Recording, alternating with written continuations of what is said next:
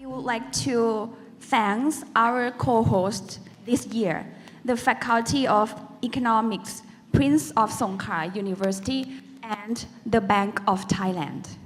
So on behalf of the faculty, we are delighted to host this special event of constructive frontier discussion on advanced quantitative methods and econometric innovations.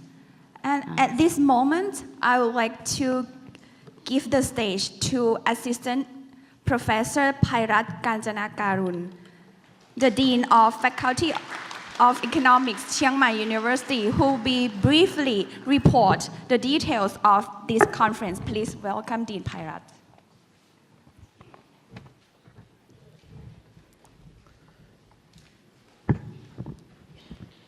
Vice President of Chiang Mai University, invited speaker, professor and distinguished participants. Good morning, ladies and gentlemen. It is our great honor to host the 12th International Conference of Thailand Econometric Society. We would like to welcome back participants who have been with us at the conference of the Thailand Econometric Society for many years, and welcome all of new guests from many countries to this year's conference.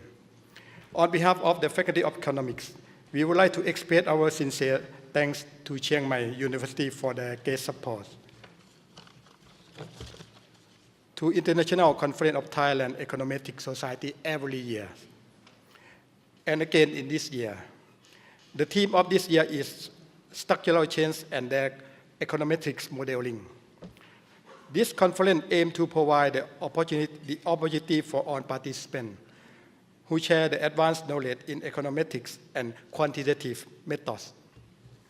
Approximately 50 selected papers will be presented this year. In addition to building a community for scholars to exchange their experience in econometrics, we also provide the opportunity for graduate students to present their research papers. We expect and welcome your kind comments to guide them to provide their works. This year, the conference committee is working closely with our co-hosts, the Faculty of Economics, Prince of Songkhla University, the Bank of Thailand. We would like to take these opportunities to thank them all for their kind support. We would like to extend our thanks to the Scientific Committee, the Organizing Committee, and all staff who have worked very hard to make this conference meet the international standard and extend research collaborations. Finally, we do hope that all of you enjoy the sessions of this year's conference. Thank you.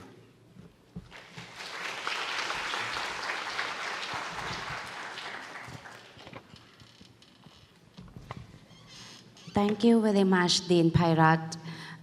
Let us set this conference in motion with the welcome remarks by the Vice President for Research Strategies for Academic Excellence and Innovation of Chiang Mai University, Associate Professor Samphan Singharaj Varapan. Please give a warm welcome to the Vice President.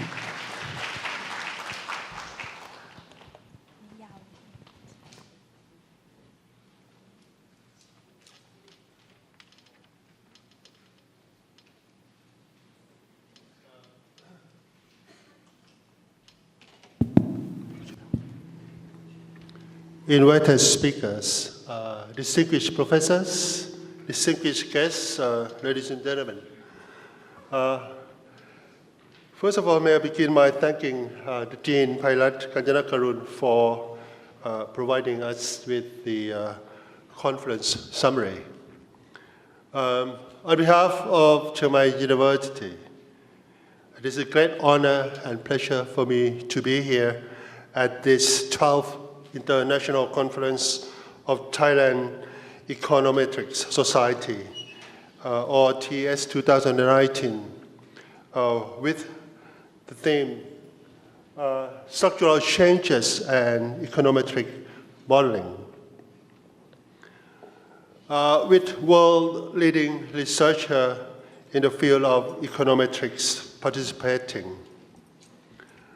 The TES conference has proven to be a hub of the advanced knowledge in econometrics, and Chiang Mai University is pleased to support this TES 2019 conference and the previous 11 conferences that have been held annually.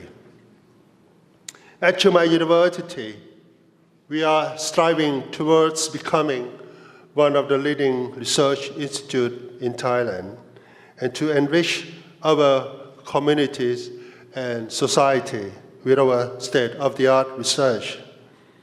The TS conferences have undoubtedly been a driving force in promoting an active and frontier research environment in the field of econometrics. Moreover, the participation of the young scholars in the conference is also a promising sign of the development of the future talented researchers. I'd like to take this opportunity to express my sincere thanks to the Faculty of Economics for supporting our university in fulfilling our university strategic goals.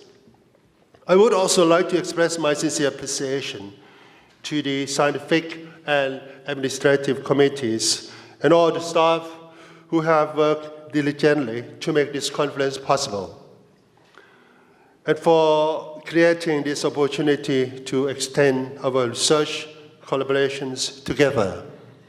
In closing, may I wish you all an enjoyable and fruitful conference, and as well as a pleasant stay here in our beautiful city of Chiang Mai. With this, it is my pleasure to formally declare the conference open. Thank you.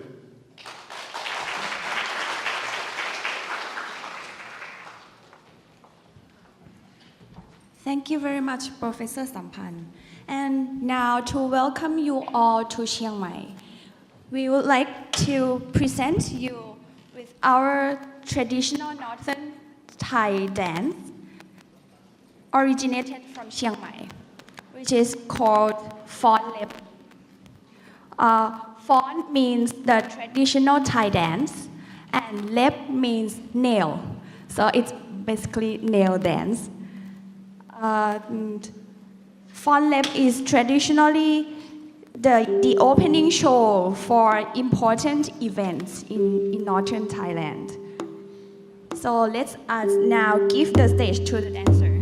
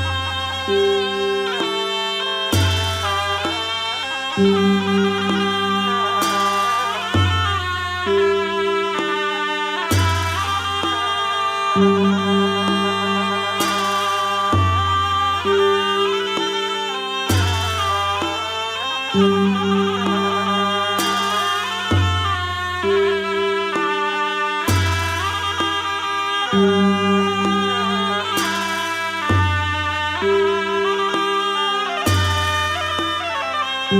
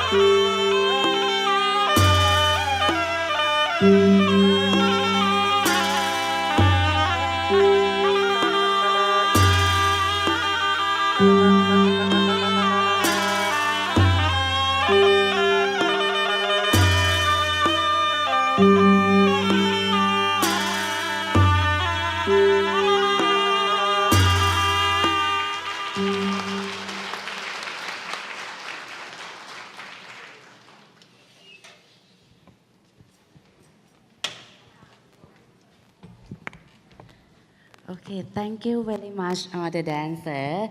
The dancers are actually our students at Chiang Mai University. So we hope that you all enjoy our local performance, very local.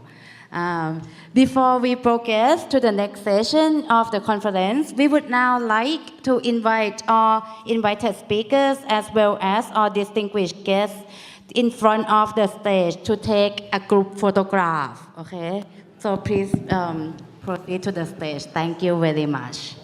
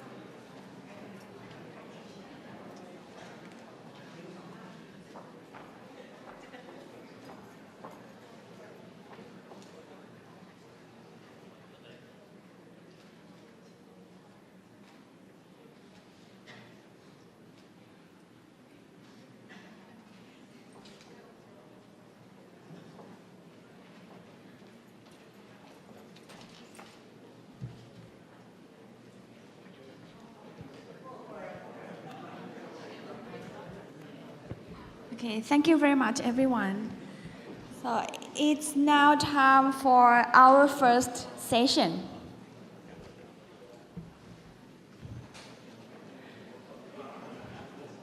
We would like to invite Professor Hung Nguyen of New Mexico State University to the co-chair of the Scientific Committee of Thailand Econometric Society to deliver a speech on behalf of the Scientific Committee and also introduce our keynote speaker session. Please, Professor. Yeah, in fact, I'm from here, not from New Mexico State University anymore. I'm Hung Nguyen from Chiang Mai University, and on behalf of the Scientific Committee, just let me add our warm welcome to everybody, especially to the new invited speaker. Why the main theme of this conference is structural change and economic modeling, this conference has two very special features. we have two special invited speakers addressing very important problem for econometric. One is Professor David Trafimov from New Mexico State University. He's the one who triggered the attention to the wrong use of p-value in hypothesis testing. In fact, he is the one who officially banned the use of p-value in his journal, and he will talk about that very soon. Second, we are talking about new economics, namely behavioral economics, and we are very lucky to have today pioneering researcher in that field, Professor Emmanuel Haven from Canada. He will talk about how to use quantum mechanics to do economics. As usual, tomorrow after lunch we will have a business meeting. I would like to encourage everybody to attend, to get in touch with our special invited speaker for future research collaboration between Chiang Mai and other international researchers. Lastly, I would like to thank the economics faculty and the dean with their full support and the organizing committee working very hard to make this conference possible. Special thanks I would like to address to Professor Songsak for his guidance during this conference, and to Professor Vladimir Krajinovic with his marathon work on referring papers for this conference and make the Springer book appear on time. So with all that, what I have is just to wish everybody enjoyable time in Chiang Mai. So it's my pleasure to introduce the chair for this section, Professor Vladimir Krajinovic. Yeah.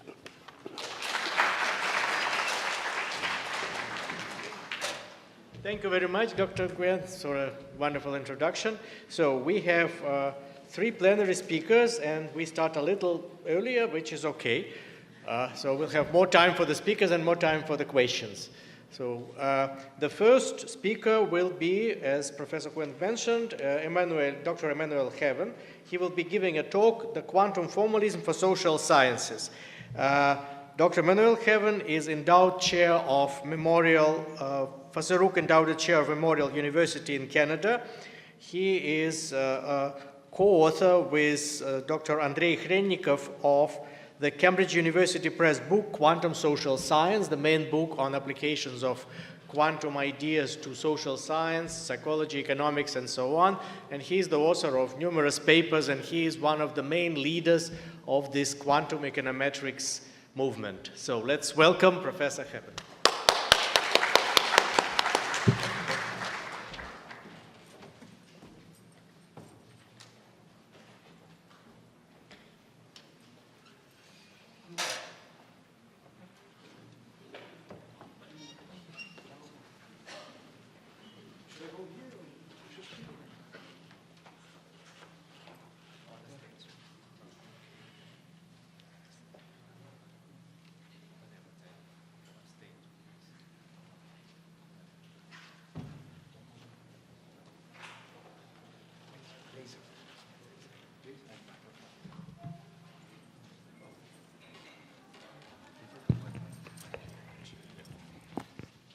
Well, thank you very much, Dr. Hung, for inviting me here. It's a very big honor and pleasure to be here, and also Professor Krajinovic for also organizing all the papers and getting the book out already, even before we start. This is beyond belief. It's unbelievable. And of course the dean of the university for hosting me here. So it's a very big pleasure and very big honor to be here. And as Professor Krajinovic introduced me, so I'm this kind of a very strange guy who is using ideas not from statistical mechanics, but just imagine ideas from quantum mechanics in social science. So from the outset, I have to say, please do not misunderstand. My talk is not at all claiming, and it's really important I make this very clear from the outset, We are not claiming that society or macroeconomics or social processes are quantum mechanical. That's not what we're claiming. So there are no claims to equivalences of Planck constant on a macroscopic scale and those type of things. We don't have any of those things here. And that's not at all what this idea of using quantum formalisms in social science is actually about. So it's basically, essentially, borrowing some of the formalisms from quantum mechanics, right? And try to put it to good use in a social science environment, but it does not imply that, therefore, social processes or social science processes are quantum mechanical. It really is not, that's not a message at all.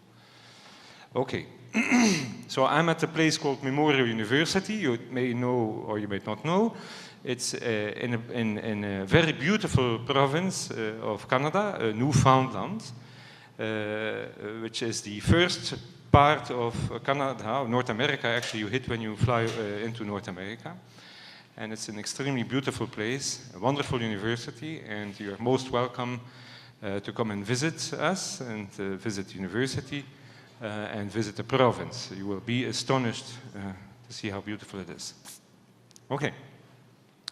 So let me just start with this idea. If you look at the title here, we are talking about quantum formalism, and I put a question mark next to it, because what is this? If you have never seen this before, you say, "Oi, oi, oi, what's going on here?" So we use those words, quantum formalism, and we'd like to know what we mean with using such a terminology within a social science setting.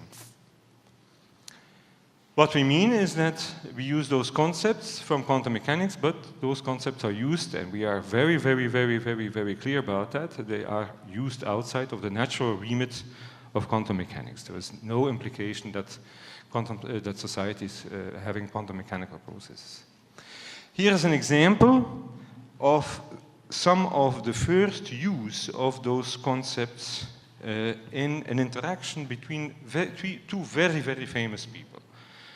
Wolfgang Pauli, very famous physicist, Nobel Prize winner in physics, and a very, very famous person in psychology, Jung. This person here, right? And here is the quote. This is an interaction which actually took place in the 1950s. Give me 2 seconds because I can't see it here. In the 1950s, between this Nobelist Wolfgang Pauli and Jung.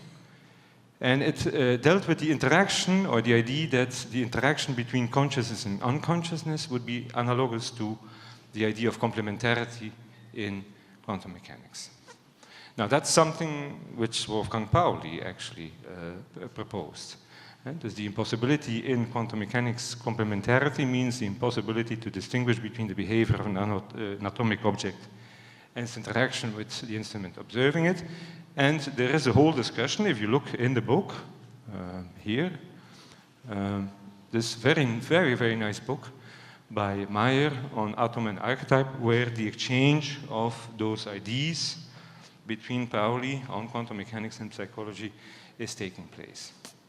So that was already happening in the 50s. But a lot of those processes, those new, or those things we borrow in the social sciences from physics and other areas, they're sort of, I always think there are moments of hype, right? So maybe in the 50s, I wasn't born then, maybe that was kind of, at some point, a little bit hot, and then it disappeared completely and fell out, and nobody was interested.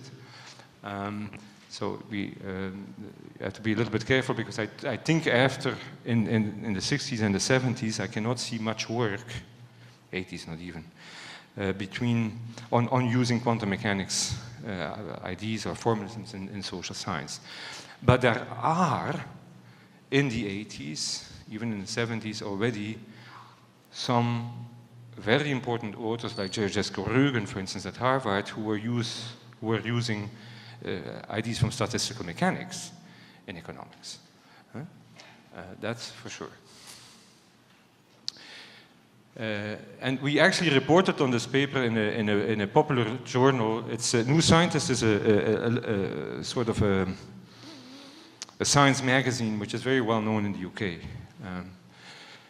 Now, I just wanted to kind of sort of interest you a little bit with this, because the collaboration between Pauli and Jung in the 50s or 60s, my question here is, were similar collaborations not rare in the 60s and 70s? And I just gave you a counterexample, maybe that they maybe were not so rare with work of Georgescu Rögen. But I just want to make the following quote. Have a look at the following quote. That's a quote from a Nobel Prize winner in economics, very famous person, Paul Samuelson, who said this: "There is nothing more pathetic than to have an economist or retired engineer try to force analogies between the concepts of physics and concepts of engineers." Now that was Paul Samuelson, Nobel Prize winner in economics, and as you can see from the quote, he was not so positive about those type of people who were trying to force ideas from physics into, or engineering into economics. The funny thing is that there was a reference to Samuelson's work, 1977, which is this one.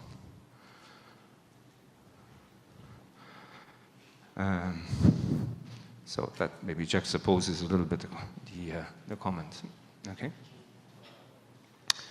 So, just as an introduction here to this talk, basically what I'm trying to say is this quantum formalism is really just at this stage of the talk, nothing else than trying to use formalism from quantum mechanics in social science, not implying at all that society would be exhibiting quantum mechanical processes. It started somewhere in the 50s and 60s with this exchange, I think, between Jung and Pauli. I then think it fell flat and then was picked up again by I think the protagonist of the quantum formalism, or the use of the quantum formalism in social science. The protagonist of this is, I think, Andrei Kennikov, because Andrei Kennikov is a mathematician who has used a lot of, who has written about foundations of quantum mechanics, has also written, of course, has published a lot of papers in mathematics on p-adic systems and things like that. But I think he really was the one who, with his Foundations of Physics paper, which I will quote in a few moments, I think started quite a lot of work in the area. And that's quite much later, right? We're looking there really much later. So, there is, as Professor Krajinovic kindly introduced me when he was saying that there has been an enormous amount of work written on this since, I would say, I mean, the whole explosion of the work has started around, I would say, end of the 90s, I would say. And there has been an enormous amount of research written on it. And I would say in areas which are quite diverse. So we have here in this conference people from psychology, we have people from statistics, people from mathematics, people from economics, of course, also, from finance. There is a very well, I think it's, maybe it's a bit exaggeration, but it's a quite well accepted area now in the applications of those formalisms, where basically the mainstream is almost accepting it, and that's in psychology. So in psychology, especially in the area of decision making and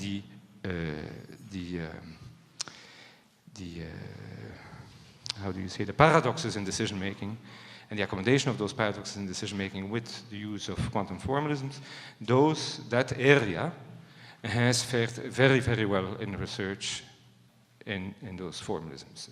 And the Journal of Mathematical Psychology has been one of the key repositories, right, outlets where a lot of that work has been published, but also behavior and brain sciences have published articles in it. PBS has published work in it. So this is a very strong area. So if you were to talk about quantum formalism in social science, the strong area, I think, really, the area where it has almost penetrated into the mainstream, is really decision making, and especially the paradoxes which are related to decision making. So the paradoxes related to decision making, I'm not going to talk about it in this talk. are those things which are well known in economics, the Ellsberg paradox, right? That's a paradox which can be handled with that sort of formalism. It's the formalism from quantum mechanics, which is used there, is quantum probability, the idea of probability interference. But I'm not going to talk about it in this talk. So if you're going to ask me, but okay, so you're talking now about how this formalism has penetrated into psychology, right, and it seems to go into the mainstream. Is it also going into the mainstream in economics and finance? And it's not. The answer is not.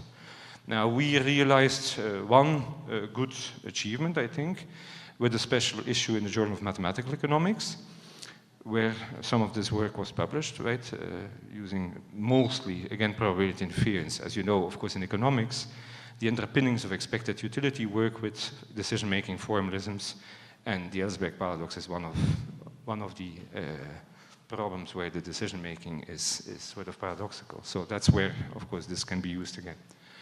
But in finance, for instance, it really has not penetrated. I don't think so.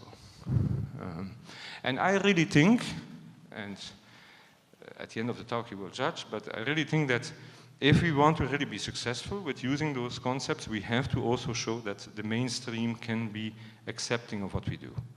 If that's not the case, then I'm not sure that we are very successful in what we're doing.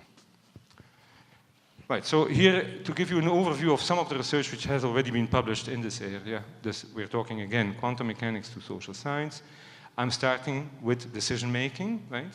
To show you the area where the mainstream has kind of bitten into it. So this is one of the very first papers in 1999. This is probably one of the key papers. If you're interested in this work, this is probably one of the key papers to really look at by Andrei Krennikov, which was published here.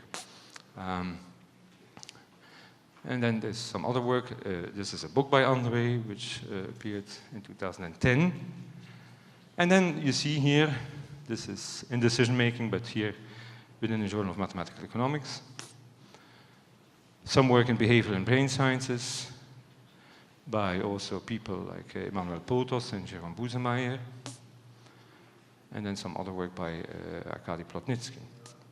In behavioral economics, political science, because you're not going to believe it, but really this area of using quantum formalisms has not only penetrated to a good degree now in decision making, to a lesser degree in economics, to a lesser degree in finance, but it has also gone into a little bit of political science and now also even biology. And here is some work by Dr. Hung, of course, also. But here's a paper which was not published in a political science journal, but which dealt with an application of open quantum systems. I'm going to talk about that here in political science. Right, so what do I want to do in this talk here? Well, what I want to show you in this talk here is how we want to use potential functions from classical and quantum mechanics in the social sciences. So I'll just give you some examples of what we can do with those. And let's start with that. The reason, I mean, this is a little bit cheeky to actually kind of come up already with an argument why I want to talk about potential functions right here. But it's because I can kind of gently transit from classical mechanics into quantum mechanics by doing that. But maybe you'll see, you'll judge yourself whether this is true or not. So I'm going to start first of all with classical mechanics, and I'm going to talk about a work which has been done. I think this is important, maybe I make that statement. So there are applications of quantum mechanics in social science, but there has been also for many years now applications of classical mechanics, statistical mechanics, in economics and in finance. That's an area called econophysics. And the protagonist of that is actually essentially Professor Eugene Stanley from Boston University. This very successful movement. And it's a very successful movement essentially also because I think it has really looked at the data processes and inferred statistical laws or power laws and things like that from the financial data and economics data. My small problem with the econophysics movement, though, I think, is that they don't really necessarily come up with really models. Typically in economics, we like to work with models. We set up models and we might make them work. Econophysics, I think, is not so strong in doing that. Or maybe not so interested. They may be very strong in doing it, but they're not so interested in doing that.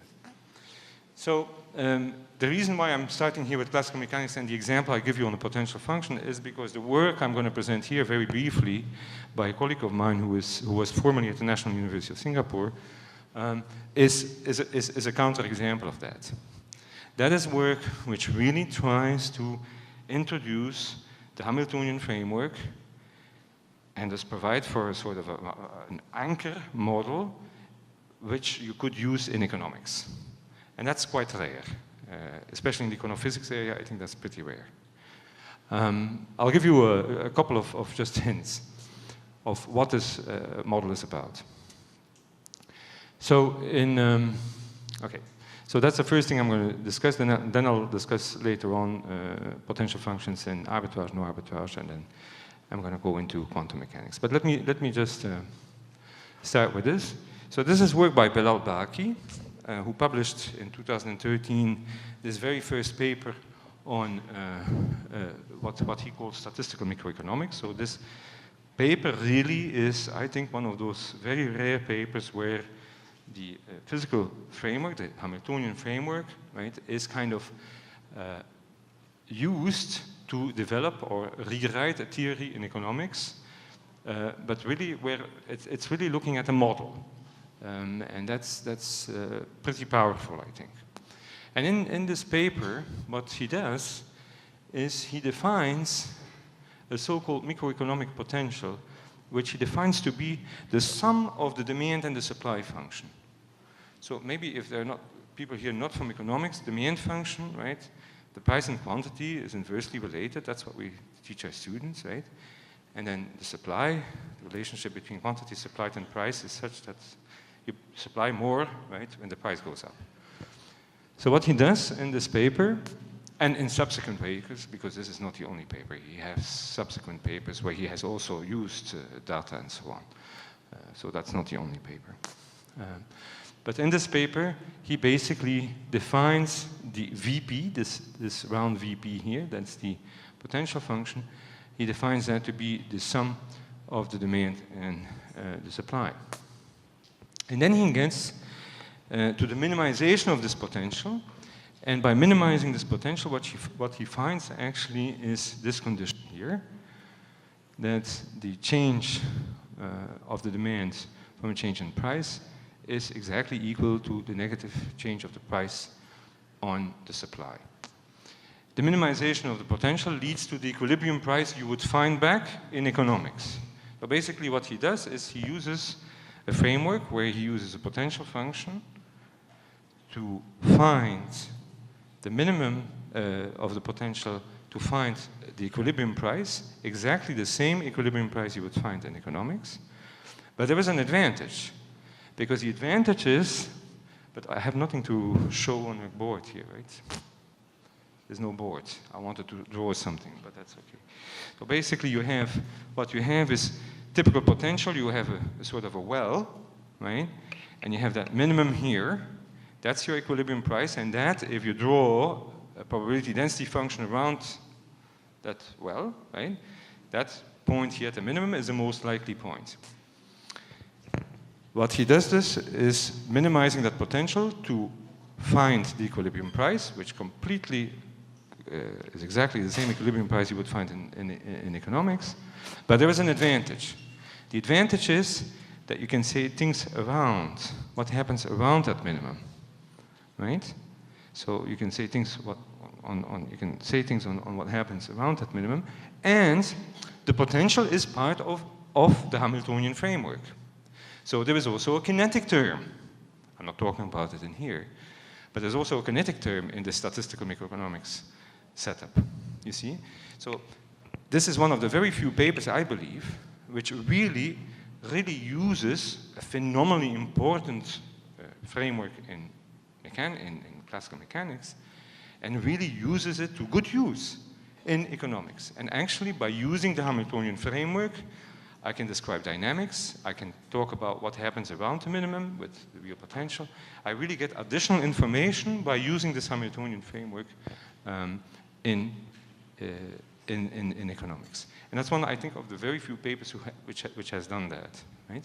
So again, the econometrics movement has been very successful, but I think they always have been very interested in looking at data and looking at power laws, and then do things with this, but never really, I never think there has been a real interest in setting up a sort of a model. So that's a first use of potential. So basically the idea here of the talk is to talk about potential functions. Here's an example of using potential functions in statistical, from statistical mechanics in a very simple setting, that is a demand and supply equilibrium. Now, let me just go now to the finance side. And maybe some of you know, I'm sure, that one of the hallmarks of modern financial asset pricing theory is that utility functions are not needed. Now, for those who are economics here, utility functions, they all know what it is, right? We have to express preferences. We have to have a model, right, to express preferences. And very often in economics, we have to use, right, expected utility models to do that. It's notoriously difficult to use. And I think it's not completely, it's true, right, that if you look at modern finance theory, especially derivative pricing theory, it doesn't have to deal with that. There's no problem. We don't have to worry about that. So this is the idea of risk-neutral pricing, right, which allows for the use of so-called risk-neutral probability measures. And a key concept in risk-neutral pricing is the idea of no arbitrage.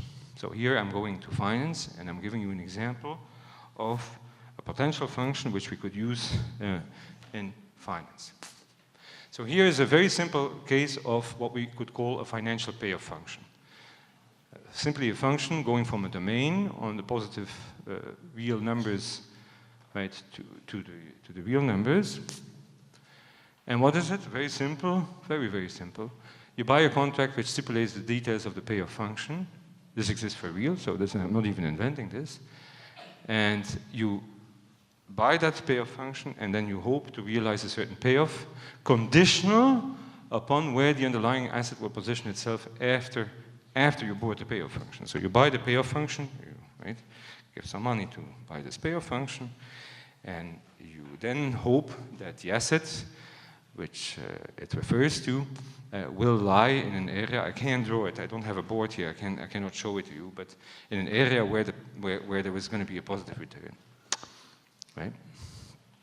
So for those who know what I'm talking about here, basically, is we combine options, for instance, and we get payoff functions from combining those option positions. So, in step one, the payoff function is bought. The investor has an estimate of the true value of the stock because, of course, he's going to go for certain payoff functions which he thinks will reflect what is coming up in the stock market. So there are all kinds of shapes of payoff functions out there, right? And not only the shapes, but also where will they, what value, where is the interval of values where right, the profits, the returns will be positive. So that's step one. And step two, then, right, he bought the payoff function, and in step two, the underlying or the asset price the contract refers to reveals itself, and he may end up making no money. He may end up making money, whatever, it depends, right, how he predicted the market. So let me just take a very simple, stupid case, actually, of a payoff function which has a payoff W, right, for any value of the asset to which the contract refers to, S, right, which lies in this positive domain. Right? So let's assume that in this very simple case, right, the payoff function is horizontal. No matter what S is, he gets a certain return. And if you fix the payoff function at the level W in such a way that the return on the payment of the contract equates a risk-free rate, so there's a certain amount of money which has been pulled out to get into the contract, and if the return is such as that it is risk-free, then that's what you have. Now, why am I giving you this very simple example here? Because you could convert that constant payoff function into a constant potential function and come up with a formulation like this one. So you could define a Lagrangian, right? Not Hamiltonian here, but a Lagrangian, which is the difference between the kinetic part, T, and that potential function here. And then, what you can then show is that if that Lagrangian is non-zero, then there is an operation which can exist, which does not entail risk, but yields a return higher than the risk-free rate. That is, there is a possibility for arbitrage. So, in other words, you can, this is a very simple example, but you can use a Lagrangian framework to actually show the existence or the absence of arbitrage. It's no problem to do that. So far what I have done is I gave you a sort of very quick sort of whet the appetite of using potential function in a very simple case of equilibrium pricing, right? Where the minimization of the potential corresponds to the equilibrium price with the added advantage that I have additional information around the minimum of the potential, and I have also a dynamics which is introduced in the kinetic term. Here, the second example is an example where I use Lagrangian framework to show the absence or presence of arbitrage in finance. Right. Let's go now to, and that's why I wanted to talk about potentials, because I want to gently slip into sort of quantum mechanics now. Now let's get into this thing called quantum potential. Now here I have to be very careful because of course I have often presented in front of physicists, and if there are physicists in the room here, they'll say, oh, quantum potential. Quantum potential is not a common, is not an object which is sort of standard fare in physics. It really isn't. A potential function is, but a quantum potential is a different object. It's a difficult object because there's an enormous amount of debate going on out in the physics literature, especially in the foundations of physics, on whether this is really potential or not, right? And it is also a potential which is really specifically tied to an interpretation of quantum mechanics, which is not popular at all amongst physicists. I think one has to say it up front, and this is the case. So, the quantum potential, if I give you the references, I can say how it comes about, if you wish, very quickly, and I'll give you then the main references for it. But the way it comes about is basically, it's actually quite simple. Even for a guy like me, I can understand. It's the polar form of the wave function. So the amplitude times E of I of the phase, if I put that into the Schrödinger equation, so for those people who don't know what Schrödinger equation is, Schrödinger equation gives you the time evolution of the wave function, right? If I put that polar form into the Schrödinger equation, I will get two main equations, Hamilton-Jacobi-Bellman equation and the continuity equation. And one of them will contain a term, and that term will be that so-called quantum potential, right? Now, it's not popular theory in quantum mechanics because it is a theory which is sort of semi-classical. Quantum mechanics does not have paths. This is a theory where actually paths are somehow there. I mean, there's a multiplicity of paths which depends on your age, right? And then collapses to something which is unique when age were to go to zero, right? But it is a semi-classical interpretation of quantum mechanics which is really not popular amongst quantum mechanics people. And I swear I've presented this enough to see that they get very nervous when you present this. But why is it useful for us in social science? Well, maybe I'll hope to convince you a little bit why I think this idea of Bowman mechanics could be useful in social science. Before I do that, there is one little thing I wanted to say, and that is, so very important to know, of course, that Bowman mechanics was never developed for social science, right? So that's the thing. Of course, it's a physics theory. So if you want to know more about it, those are the two papers by David Bohm, 52A and 52B. there is other work. There is other work which derives it. So it's not only David Bohm, his co-author, Basil Hiley, right? They both wrote a book together where you can actually see again that work reprinted in a book of theirs. But there's also other approaches, so which relate to Bohm mechanics. For instance, the work by Edward Nelson, right, is work which is very closely connected to the work by Bohm here. And actually, we organized a conference in my former university in the UK where we had Edward Nelson as one of the speakers. And it's also connected to a hydrodynamic interpretation of quantum mechanics. Somehow it really is, very strangely. And maybe you will see in a few moments why actually it is, because I'll talk about droplets in a few moments. Right. Why is it interesting for us to use this sort of non-popular interpretation of quantum mechanics in social science? Because this object called quantum potential has a link with so-called Fisher information. And it's an information measure, Fisher information, which is very usable in economics and finance. Actually relates Fisher information to the so-called Kramer-Rao bound. And so there is this idea that you can link it together with Fisher information. This is not something I just say. You can actually see it in work by Nelson here. I think it's in this paper, where you can actually see it. But there is a very explicit paper by Rigonato, this paper here, right? This paper here, which kind of shows you that connection between quantum potential and Fisher information. One of the, as I said at the beginning of the talk, basically the paper which kind of gave the head start of a lot of this, a lot of those applications of quantum mechanics in social science was a paper by Andrei Kennikov in 1999.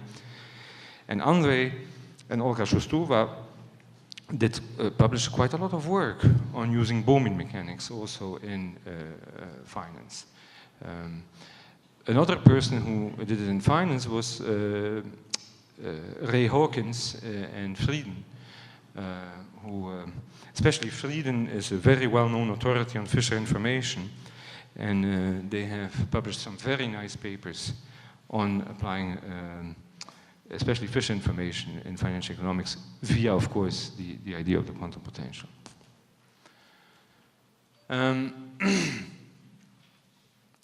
Right. So this is what I was just saying. Now you're going to say, but what are you trying to do? And one of the things that Andrei came up with in the 90s, in the 1999 paper, if you want to have a look at, is that the real potential, so the real potential refers to what I started with when I talked about classical mechanics, the V. That's the real potential. That is something that Andrei said would source high financial information, right?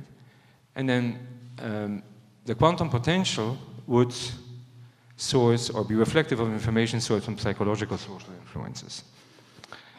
So it's a claim you can make. It's very, very, very, very hard to disentangle the types of information from a public information source. And I'll give you an example right now on how we have done that via the work of one of my PhD students, Chen Chen. So Chen Chen was a PhD student of mine who defended his thesis recently and who is now working in an investment firm, a very big investment firm in Beijing. And he looked at how he could estimate quantum potential from return data on commodities, which commodity prices, which were sourced from Bloomberg. And he had he sourced those prices on different commodities like gold, oil, silver, etc., etc. And here's an interesting result he obtained here. So here was a gold return. This was a gold return here on the x-axis, and that I don't know. Does this look like orange or sort of orangey line here? That one here with the minimum. That's the real potential. That's the real potential. And that blue line here, with sort of a, there's no minimum here, that blue line here, that blue graph, if you wish, that one is the quantum potential, right? So what you see here is that there is a very likely return, right? I think this was daily, right? Yeah. So on daily return, of course, you have to be close to 0 with this thing. So the very likely return must be close to 0. So you have a PDF here. So if imaginary, if I were to draw a PDF, you would have something like that, right? Something which is quite tight and has very high mass on this point here. Right? So this one is the real, and that one is the quantum potential. And you can see the walls of the potential, they coincide. Right? Those are the walls. So, the blue line, if you remember, right? Relatively flat, no equilibrium point, classical potential, the line with the spaces in between, pink dotted line, sort of close to an inverted bell-shaped curve. And that confirms earlier work. Of course, most of those estimates he did on those commodities confirm work which was done earlier also by Tamasebi and Jafari and published in 2015. By the way, they are working very hard on more estimates now. So they're getting very much into this team. They are actually at the University of Tehran. They work very hard. They work a lot on this. So there are people, yeah, okay. So here is an example of the gradients. Now, you're talking here, you have to be careful because when I told you that Bowman mechanics is a sort of a semi-classical interpretation of quantum mechanics, what you will find back in Bowman mechanics is a sort of Newtonian equation. So we know from high school, right, that our second law is a negative gradient of V, right, is a force, right? In the Bowman interpretation, you're going to have the negative gradient of V plus the quantum potential. So basically what you're going to have is you're going to have paths which are now influenced by two potentials, the real and the quantum potential. So you have a sort of an extended Newton law in the semi-classical interpretation of quantum mechanics. That's basically what you have. So if you look at the negative gradient, so if you look at the force, then the blue line here, right, this one here is a force. So you see very strong forces here at the wall size on both sides. So here, right, the gradients on those forces are very, very, very strong, right? And then here, they coincide together with the real, right? The force derived from the real potential and the force derived from the quantum potential, they kind of coincide. They're very, very strong. So that means for sure that what you have is that you have forces which are pulling back, so, and it's completely verified that, there's nothing special about that. Those forces are very, very big because you have the walls here, right? So if you look at the real and quantum potentials, there are walls here. But it's maybe interesting to see what happens in between those very strong forces, so those very strong gradients of the forces, what happens here. And you can maybe kind of convince yourself that if you look at the gradient of the sort of orangey line, overall that gradient seems to be a little bit stronger than the blue line. Now the blue line has all those kind of wiggles here, but Chen always told me it had to do with estimation issues. Okay, we'll assume that that's the case.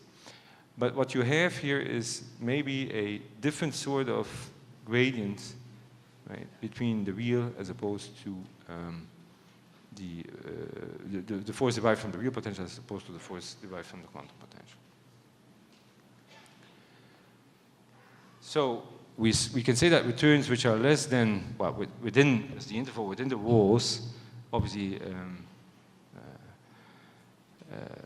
I mean, so okay, so this is completely obvious. So what you have is here that anything which goes out of the walls has absolutely no mass, right? And so anything which tries to jump out of the walls is not going to be able to jump out because there is a very strong negative reaction force which pulls those returns back. So that's of course what you see here, right? So those are those very strong forces here. Right? Good. But, and of course, it sort of indicates that there is some sort of mechanism, right, which keeps returns within bounds. Okay, fine. But for the in-range values, so if I go here, if I go back to the, right, here, so for the values in range here, that's where kind of you could say, well, there's a, if you look at sort of the gradients on the forces related to the real potential as opposed to the quantum potential, they don't seem to be the same. So for the in-range values, those gradients seem to be kind of more important for the force related to the real potential as opposed to the quantum potential. So this could have something to do with efficiency arguments, because what you have to be careful of here is, okay, so just to put a scheme of thought here in action, we are looking at public information here, right? So we are looking at commodities, returns, which are all available on Bloomberg. Everybody can have this. This is not private information. This is Bloomberg. This is public information, right? So we're sort of trying to fine-tune public information with the help of real potential and quantum potential. That's sort of what we're trying to do, right? And it's not obvious what you're getting. I won't agree, I won't dispute that with you. It's very, very difficult to know or to pinpoint really what you're getting in terms of information, or what's the information component from that public information you get out of the use of the quantum potential or the estimate of the quantum potential via the data relative to the real potential. Very hard to do. But there may be something going on. Right? You can see, for instance, that the correlations between the intervals or between the forces within range are not very high, so indicating maybe that there is a sort of different type of information captured via the real potential as opposed to the quantum potential. But it's very, very hard to put a label on it. Very hard.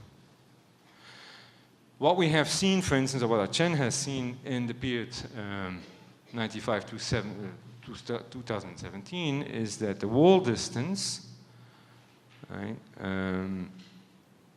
for the quantum potential estimated on major stock indices is larger for stock indices of developing markets as opposed to developed markets. And that, of course, if you wouldn't get that, you know that there's something very wrong. Right? So you should have a bigger spread, right? There's no other way. It's also larger consistently for indices which contains Nasdaq stock as opposed to Dow Jones stock. Kind of also expected, I would say. And again here, it's a consistent finding, but okay, the question is some information, what is the label you can put on that information, right? Because don't forget, quantum information is proportional to Fisher information, right? What is the label you can put from a finance perspective on what you're capturing out of that quantum potential? I am not saying this in this talk here, but as I mentioned a little bit beforehand, I mean, you can of course generate paths, right? Price paths. And I was talking to one of our colleagues here just before coming into the talk, but the problem is with the price paths is that they're very, very sensitive to initial conditions. Very, very sensitive.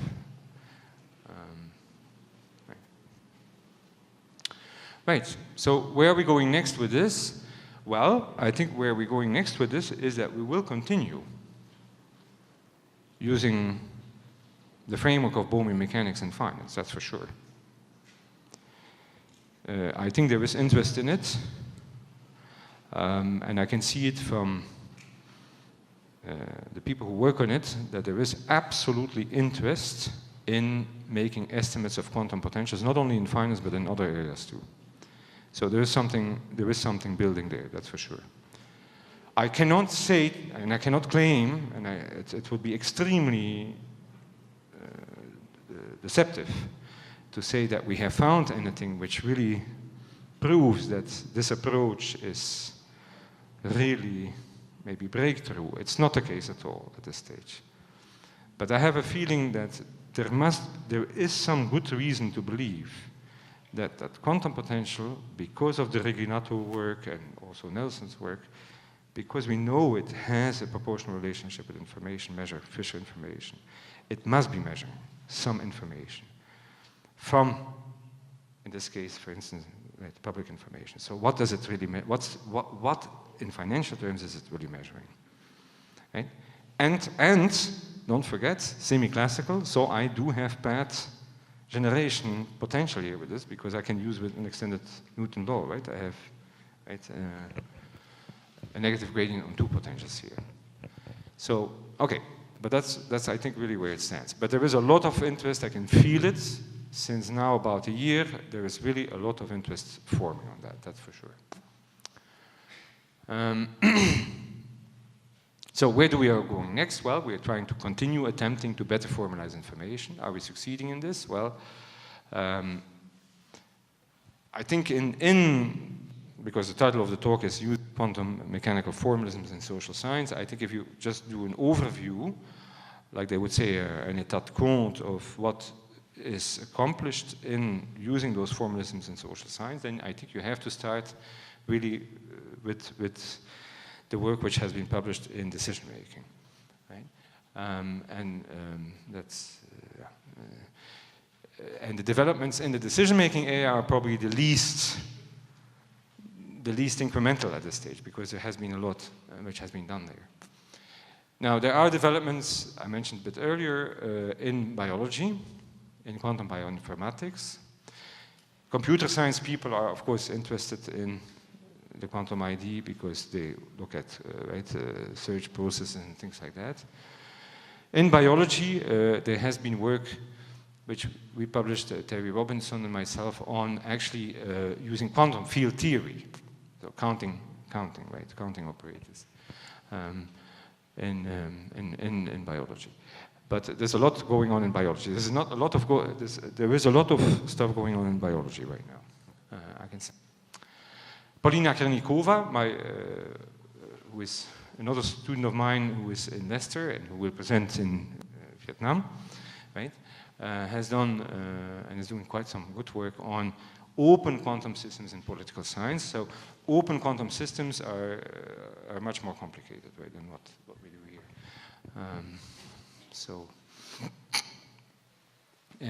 Sandro Soso, a colleague of mine in Leicester, and Paulina are involved in quantum generalizations of expected utility. So that's basically looking at the axiomatic framework and rephrasing it within a sort of a Hilbert space sort of environment. And it's also this stuff going in biology. Right. One thing which we always, and I'll finish there, in economics have been very, very obsessed about is characterizing uncertainty. And here, of course, especially in the decision-making area, but I haven't talked about it, if you use the idea of probability interference, the quantum probability rule, you are obviously referring back to a probability wave, right? You're looking at the amplitude of a wave function. So here, this is always a big issue, and I find this difficult. Because there are such a fundamental, I mean, this is, for an outsider like me from science, it's such a difficult issue to understand that quantum mechanics is providing for probably one of the most successful theories in terms of accurate predictions. On the other hand, it has such a deep foundational issues, right? And for instance, here, this is an article which was published in 2015 by the Nature on the reality of the wave function. Right. Does a wave function in quantum mechanics correspond to the underlying reality, or does it represent only partial knowledge? Those are kind of questions they are still asking, and this has nothing to do with, obviously, the quantum physics establishment knows very well what they're doing, but it is quite remarkable that you have a theory which is so successful and you have those very deep foundational issues. Now, the reason why I'm bringing this up also is because in some sense, although I started out this talk saying that, okay, we're not implying that the social world is quantum mechanical, but we are certainly using a wave function in probability interference when we talk about decision-making issues. So you could wonder, well, should you not ask that question also within the decision-making area when you use those wave functions, right? So that's the sort of statement I'm saying here. And then the last question I have here is, what is the role of context? This is a very complicated problem. And context has a very specific and precise meaning in quantum mechanics. We, in social science, will use context in a very colloquial way, which is very, very different from the one in quantum mechanics, so we have to be very careful with that. So that's what I wanted to say. So that's where I think it stands for the moment, and I want to thank you for your attention.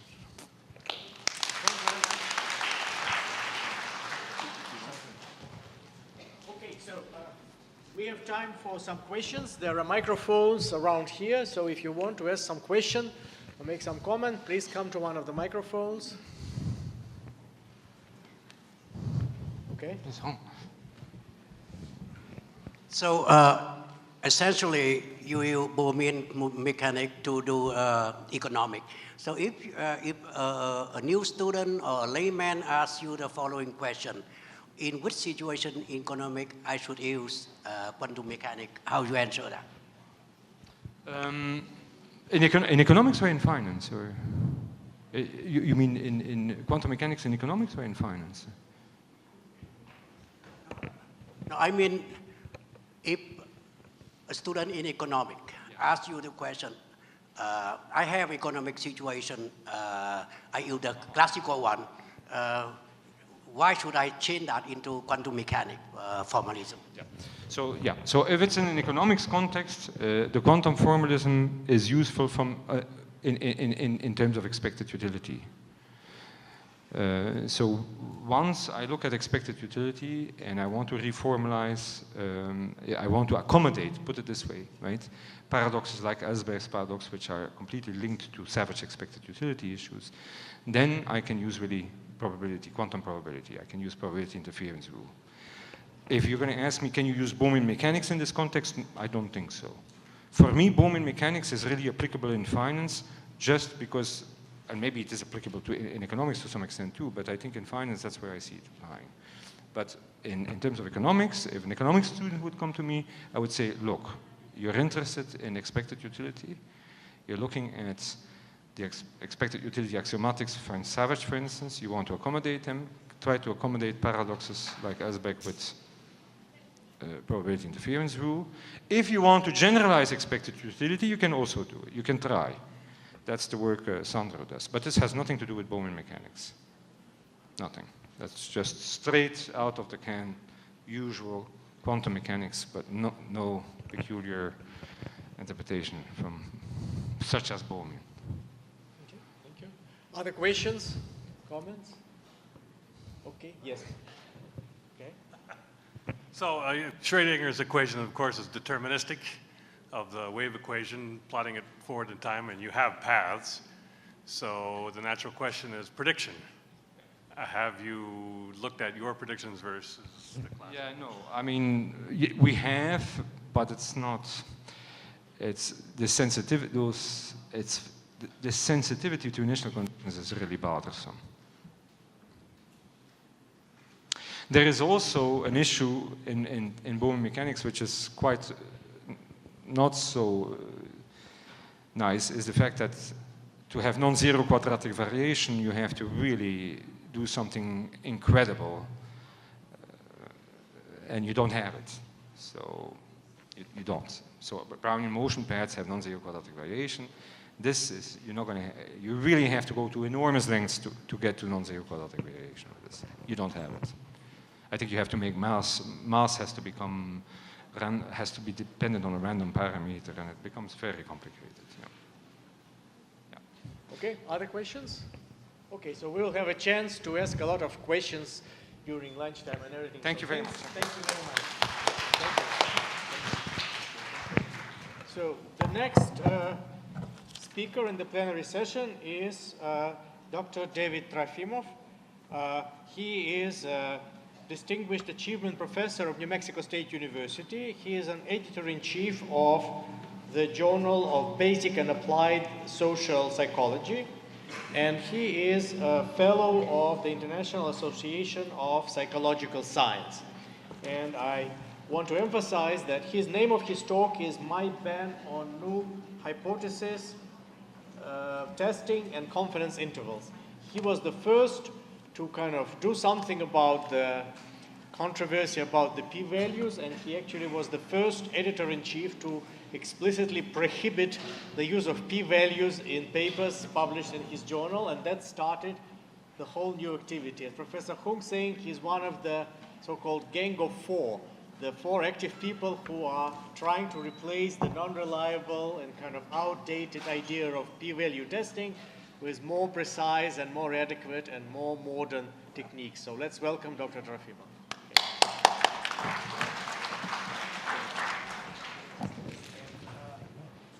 Where is the clicker?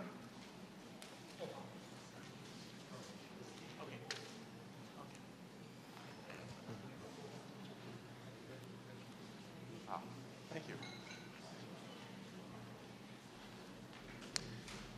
Thanks very much for the introduction, and thanks to Hung, wherever he is, for inviting me.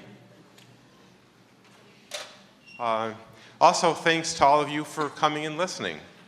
Okay, with that having been said, let's go on. Okay, first we'll start off with some personal history. Because to understand why I did what I did, you need to know this. Okay. A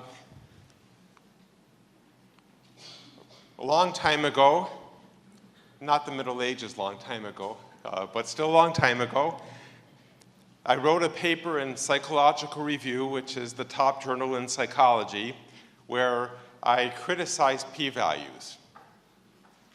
Well, was it successful? In one sense it was. It got in, and a lot of people said nice things about it. In another way, it wasn't successful at all because it didn't change anything. All right? There's not a lot of point in publishing papers, whether they're in good journals or not, if they don't change anything. Make sense? I'm going to stare at each of you if you don't nod and tell me that I'm making sense. Okay. Well, time passed and nothing changed. And in 2014, I was asked to be the editor of Basic and Applied Social Psychology. By the way, are you all hearing me? I'm looking at each of you in the back row. So go like this if you hear me. Oh, okay, thanks. All right, so I became editor, and I wrote an editorial where I discouraged people from using p-values. What effect did that have? Pretty much no effect. Just like my ill-fated paper. Okay, so the paper had no effect. Discouraging it officially had no effect. Well, what was left? You know what was left. In 2015, I wrote another editorial where I banned it completely. That's what was left. Okay? Well, it's now 2019 and I'm here. So that completes the personal history. Okay. So what's so horrible about null hypothesis significance testing?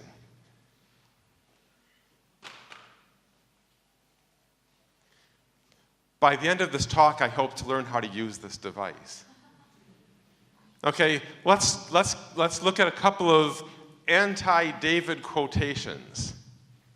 Okay, first, some colleagues said that if I do this, I will be committing intellectual suicide. How many of you want to commit intellectual suicide? Raise your hand. I don't see any hands up. Oh, thank you. A brave person. Okay, another one. I'm going to destroy basic and applied social psychology. Right? It's been around since the 1960s, but I'm going to destroy it. Okay? We're going to come back to that later. So what's so bad about null hypothesis significance testing? Well, what's bad about it is what people do with it. Right? If people computed p-values and then didn't do anything, it would be a waste of space on the paper, but it wouldn't be that bad, right? But they do stuff. Okay, first, one example. People ignore findings unless they're statistically significant, like the rest of the literature, right? If you don't get statistical significance, you can't publish. Okay, so here's an example. Someone sent in a study. I shouldn't say a study, I should say 7 studies, right? A 7-study paper. None of them worked in the traditional sense of working. There was no statistical significance in any of them. Well, there were 4 reviewers. What do you think the 4 reviewers all suggested I do? Reject the paper, right? So what did I do? You can imagine me being me. I did not reject the paper. I looked very carefully at the reviews, and out of all of the suggestions about what the authors did wrong that resulted in this repeated failure, only one of the explanations made any sense to me. So I suggested that the authors perform one more experiment with a modification to take care of that one problem, and then send it back to me. Well, they did that. Again, it didn't work. Again, work according to significance. Didn't work again, and I published it. I'll bet the 4 reviewers who recommended against that weren't too happy, but I was happy, right? It could be that the field is wrong and that the author is right, and if I don't publish the paper, no one's ever going to have the chance to evaluate it, right? So the authors may be right, the authors may be wrong, but it needs to be out there. Significance testing wouldn't allow it. Okay. Oh, this is one of my favorites. In social psychology, people do a lot of 2-by-2 designs. The idea is the hypothesis predicts that there will be a difference in a particular factor under one condition of the other factor, but not under the other condition of that second factor, right? So they conduct an interaction ANOVA, they get a p-value that's significant, and they say, see, it worked. What invariably happens after I force the authors to actually look at their data is that it actually worked in both conditions of the second factor. It's just that it worked better in one condition than in the other, thereby generating the interaction. Well, is this supportive of the hypothesis, or does it go against the hypothesis? It goes against it, right? The hypothesis says that the first factor should not make a difference under one level of the second factor. If it makes a difference under both levels, just more in one level than the other, then the hypothesis is wrong. It's amazing how many authors were shocked to find out that their own data disconfirmed their hypothesis, merely by having them look. But p-values provide a way to avoid facing up to the real implications of our data.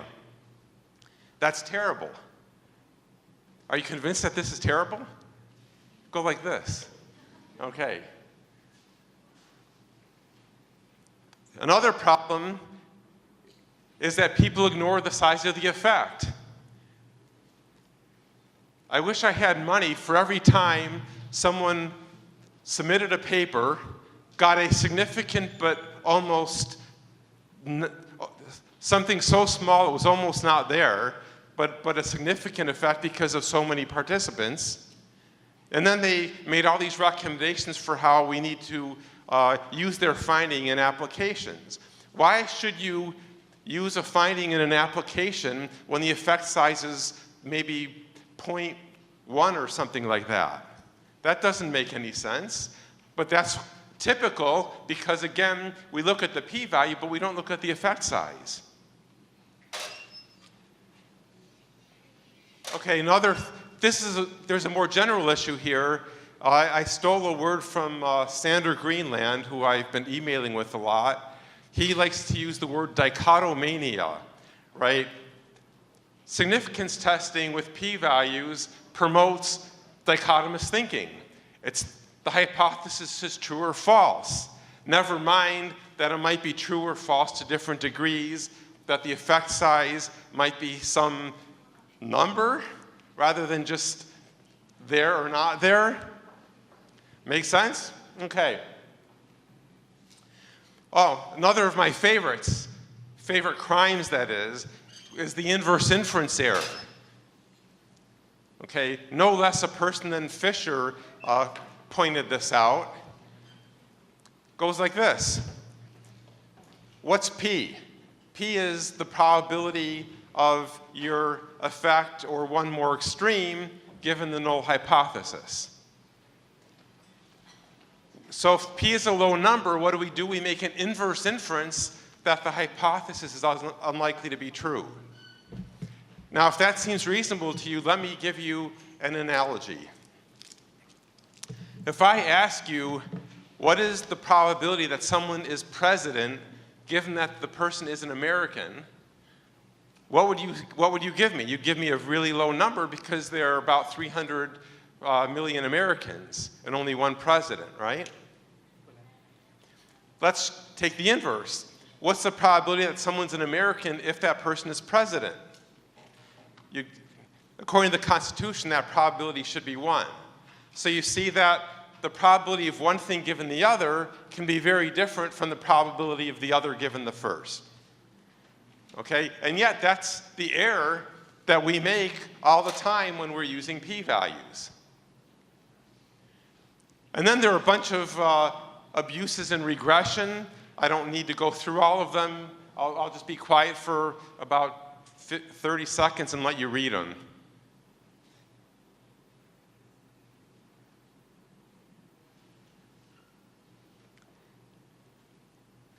Okay, I'll trust my point is made that there's lots of bad things associated with significance testing. Okay? Well, you're probably thinking, but wait a minute, David, these are just abuses. Okay?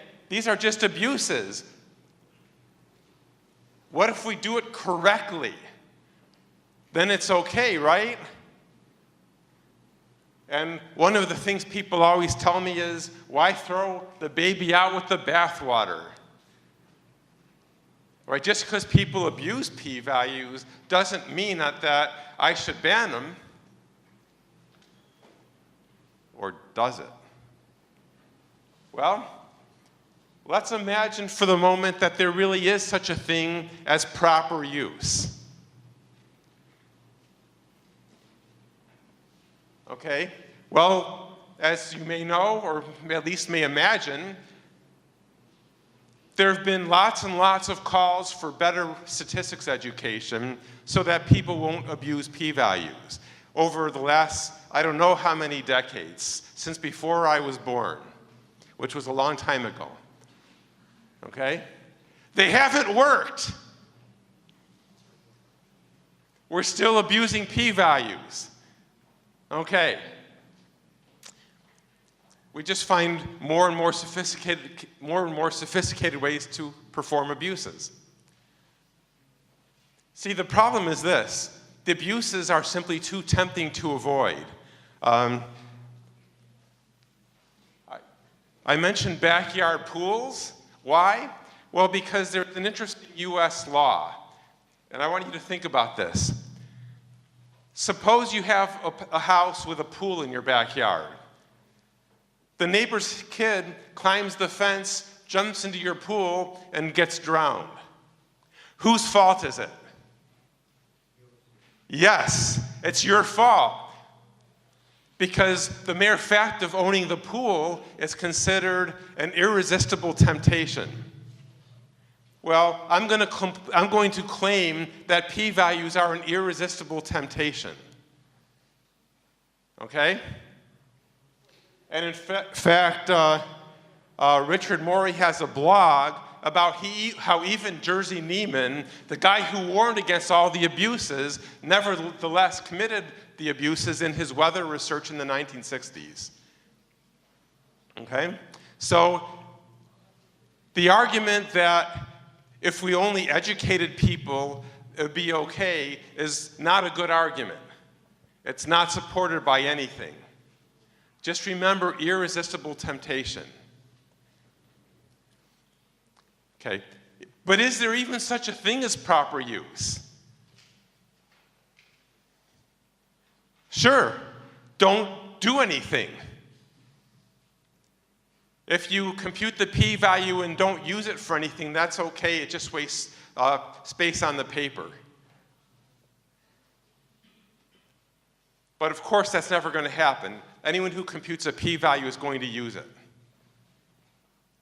Anyway, now you know why there's so much abuse, right? Because researchers actually want to conclude something, and so if they compute a p-value, they will conclude something. What's good or bad? Okay. Well, a little over a year ago, the American Statistical Association had a symposium on statistical inference, and they made the big mistake of inviting me to give a talk. It was very interesting because most of the speakers admitted that null hypothesis significance testing was a bad idea. Okay, so people are getting it, believe it or not. And I count that as a win. That's the good news. The bad news is there was a lot of disagreement about what we ought to do. Some people favor confidence intervals, some favor objective Bayes, some favor subjective Bayes, some favor alternative kinds of p-values. I favor something else entirely, which I'll get to very slightly later. But the official position seems to be that p-values shouldn't be used for significance testing, but they should be used as a continuous index of evidence against the model. Okay? Well, again, it's already a win that people admit that significance testing is a bad idea, but is this watered down use of p acceptable? Well, it seems acceptable until we talk about what's meant by the model. Wait a minute. Okay, let me just emphasize that for a minute. If you're going to use p-values as evidence against the model, this is very different from significance testing. Let's just be clear about that. Are you all clear about that? No? Okay, with significance testing, you draw a conclusion. You decide to reject the null hypothesis, or you don't make that decision. If you use p-values as a continuous index, you just say, okay, well, the p-value is kind of against the model, but what you actually decide to do in terms of rejecting the model or not rejecting the model is due to other things. And the official statement of the ASA is clear that you shouldn't draw a conclusion based on P. You should use it as one piece of information among other pieces of information. But I don't even like that, although it's a lot better than what we're doing. Okay? All right, now, I'm going to argue that when you actually consider carefully what's meant by the model, you will be very pessimistic. Okay, I'm going to argue that the model contains 4 categories of assumptions.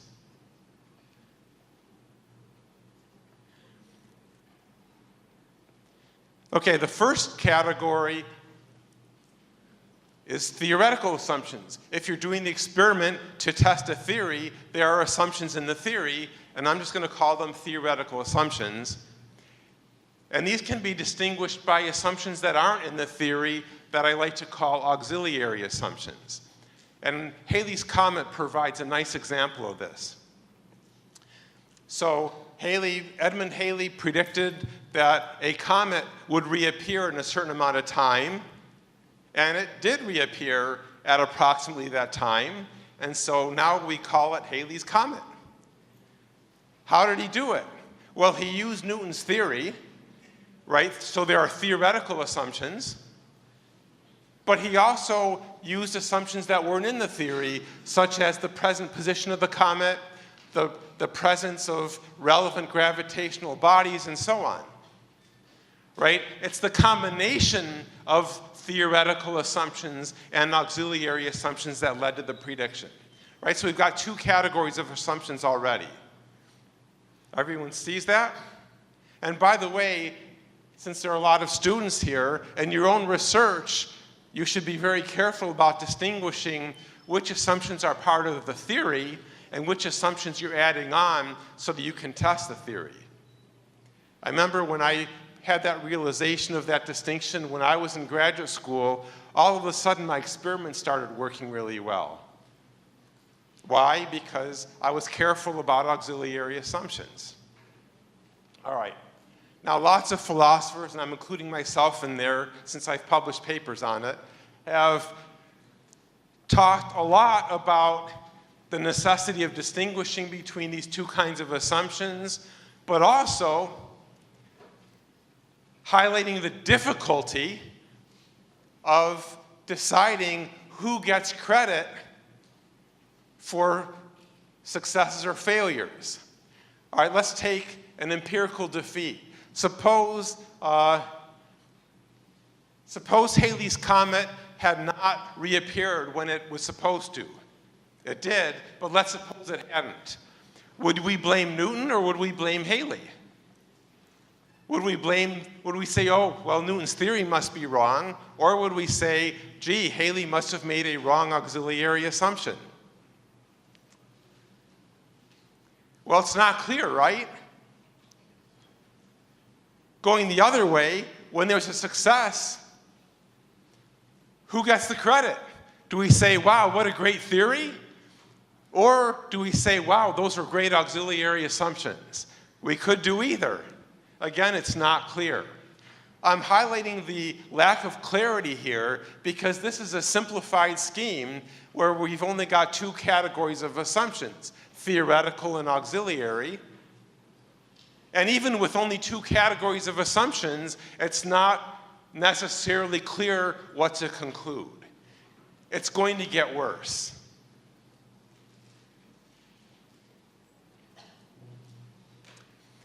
There's a third category of assumptions that we'll call statistical assumptions.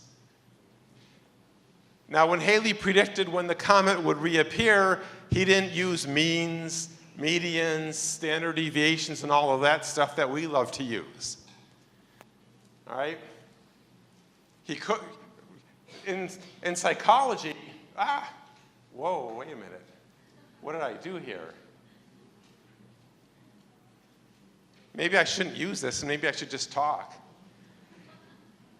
But then you'd have nothing to look at. Then you'd be staring at me the whole time, and that's a punishment I wouldn't want to inflict upon you. Okay, so in psychology, and I think in economics, we use all kinds of statistics. Does a difference, for example, in means in an experimental psychology experiment mean that it worked? Well, maybe, but what if some other statistic had been used? Okay, we could use means.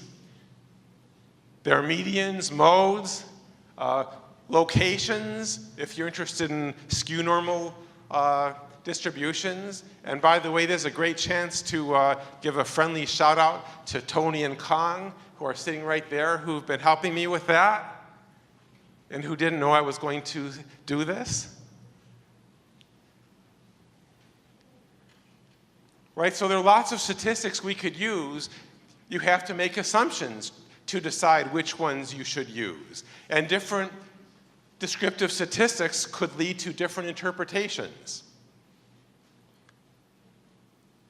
If anyone's interested, I've recently published a paper with Tony and Kong making that point, that you can have different interpretations depending on which descriptive statistics you use. Okay. Now let's go to the final category, inferential assumptions. You know the drill, right? You've all had statistics. Raise your hand if you've had some kind of statistics course, any kind. None of you have? Or are you just too shy to raise your hands? Okay, well, pretty much all of our inferential statistics assume that you have randomly and independently sampled from a defined distribution, right? Well, I've read thousands of psychology papers, and I've never seen that. I've never seen a paper where there was a truly random sample. Have any of you ever read a paper where there was a truly random sample, where every element of the population had an equal chance of making it into the study? Okay, so I've never experienced it. I don't think any of you have experienced it. None of you have experienced it. Maybe it's because it doesn't happen. And by the way, there are other common inferential assumptions that aren't always wrong, but they're usually wrong. Why am I focusing on the wrongness? Well, because we're adding a layer of assumptions when we know that the layer is not true. How silly is that? This is not to exonerate the other categories of assumptions, by the way. But don't let the badness of other kinds of assumptions detract you from the badness of inferential assumptions. Okay, so remember I told you that what mattered is what the model means? And I had to go through these assumptions because the model includes theoretical, auxiliary, statistical, and inferential assumptions. That's the model, okay? To emphasize the assumptions, I use a subscript. Let's see if my hand is steady enough to point. Well, it's not a very steady hand, is it? I don't drink or smoke, but if I did, I'm sure my hand would be even more unsteady. Okay, so the model TASI to emphasize the four kinds of assumptions. And to really emphasize it, look, there's a little diagram. Okay, that's the full model TASI. Here's the model in the Haley context, where there are only theoretical and auxiliary assumptions. And here's the usual BASP article. Since I banned null hypothesis significance testing, they still make statistical assumptions, though, for example, if they use means and standard deviations. Okay? Now, this is all a setup to a question. Should we avoid extra layers of assumptions unless there is a clear and defensible need to have them? Of course, right? This is an easy one, isn't it? Why make assumptions if you don't need them? Especially assumptions that you know are wrong. Okay? So there's bad and good news here for theory testing. Bad news is there's always a necessity for auxiliary assumptions. Even Haley had to make them. Good news, or wait, we're not on the good news yet, sorry. By the way, I have a terrible tendency to run ahead of my slides. So if I do that, just excuse me for it. Now, other bad news is there's usually a necessity for statistical assumptions as well. It's hard to imagine psychology getting along without some kind of descriptive statistics. Although if I ever figure out a way around that, I'll tell you. The good news is that we don't need the inferential assumptions. If we would just stop computing p-values, we could do without a whole category of wrong assumptions.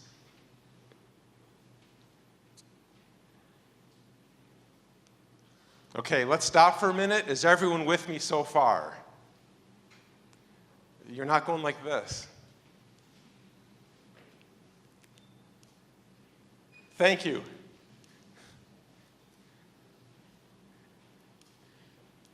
So question, what do p-values gain for us that's worth the huge price of adding a layer of known wrong assumptions? Well, let's go back to the American Statistical Association answer. We gain evidence against the model. Okay, but wait, we already know the model is wrong before we've even started, right?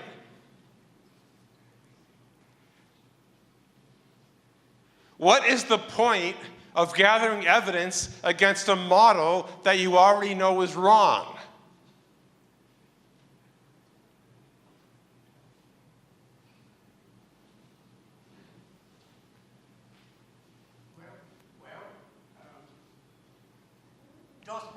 Josh Box said all models are wrong anyway, but we have to pick one which is useful.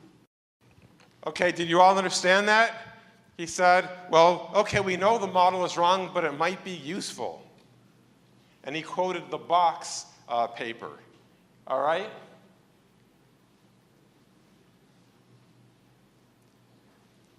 You may think that I primed him to ask that question, but I did not. It was totally fortuitous. P is less than 0.05.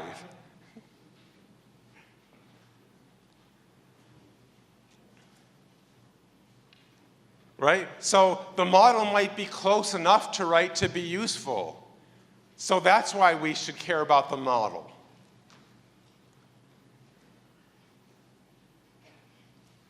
But I'm going to argue that close doesn't work for p-values. There's an old American joke that close doesn't count when you're talking about nuclear weapons. Okay, here's the problem. I'll give that p-values give evidence against the model, but p-values only give evidence against the model taken exactly. P-values don't give evidence against the closeness of the model. If you're interested in the closeness, then you have to look at differences between means, effect sizes, and things like that. Don't look at p-values. P-values don't tell you about closeness. Remember, a p-value is a probability. It's not a closeness index. All right? So closeness and the famous quote by Box doesn't work for p-values.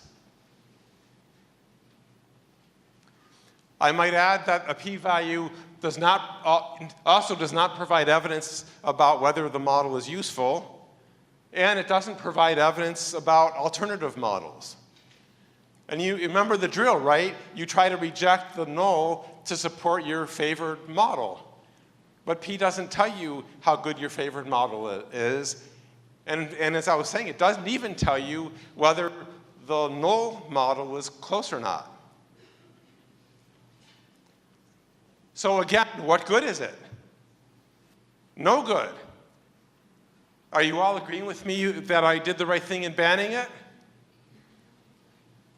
Okay, so let's summarize. Null hypothesis significance testing is extremely harmful and causes horrible abuses. Remember that list. P-values without null hypothesis significance testing aren't as bad as with null hypothesis significance testing, but they're still bad. You have to have an extra layer of known wrong assumptions So you're in trouble before you even start. They provide no added benefit to effect sizes and sample sizes. By the way, you don't need inferential assumptions for that. Oh, wait a minute. So, in conclusion of that part of the talk, don't use p-values. Bad idea. Okay? Now, p-values aren't the only thing I banned in this editorial. I also banned confidence intervals. And you may be thinking, well, okay, we get it. P-values are bad. You're probably right about that. But what's so bad about confidence intervals? I'm going to tell you. Okay, the first thing is, why do you use confidence intervals? I've read lots of papers with confidence intervals, and the vast majority of them use them the same way as p-values, right? If the confidence interval doesn't include the null value, then you reject the null hypothesis. And it's exactly the same thing. So everything that's wrong with p-values is wrong with confidence intervals if you use them that way. Makes sense, right? Okay. Sometimes people use use confidence intervals for parameter estimation. The idea is this. Let's say I compute a 95% confidence interval. I then can conclude, or I should say at least that many people conclude, that the parameter of interest has a 95% chance of being in the interval. Well, that's useful, isn't it? Except for one problem. Confidence intervals don't allow that. Okay? If you were to do the experiment many times and construct a 95% confidence interval each time, it's true that 95% of those intervals would enclose the parameter. The problem is, you only do one, and you have no idea what the probability is that the parameter is in the interval. So the fact that you've computed a 95% confidence interval tells you nothing about the probability that the parameter is in the interval you've just computed. So that doesn't work. That's just a repeat of what I said, so let's go on. The fact is you don't know the probability, and if you're a good frequentist, using probabilities doesn't even make sense, because to a frequentist, the population mean is fixed and doesn't have a probability. It's just there. Okay. So all of this is bad, and it's obviously bad. But there's one argument left that's a little less obvious. Sometimes I got an email saying something like, okay, yeah, I get it. But aren't confidence intervals good, at least, for talking about the precision of your data? Right, the precision argument. Am I stuck here? You know the answer to that. All right, okay. Right, so, but let's continue the precision argument. If you have a wide confidence interval, that indicates less precision. If you have a narrow confidence interval, that indicates more precision. But what do we mean by precision? Remember that when we were talking about p-values, I destroyed them by asking seriously, what do we mean by the model? Well, I'm going to destroy confidence intervals by asking, what precisely do we mean by precision? All right, so let's consider some things. Okay, I better make this fast because I've got 5 minutes. What are the components of confidence intervals? Well, there's a mean or means, sample size, observed variance, right? Observed variance can be divided into true score variance or error variance. So the implication is that there are at least 3 issues. There's sampling precision, precision of homogeneity, which I'll get into in a minute, and measurement precision. All right? So as the sample size increases, you have more sampling precision.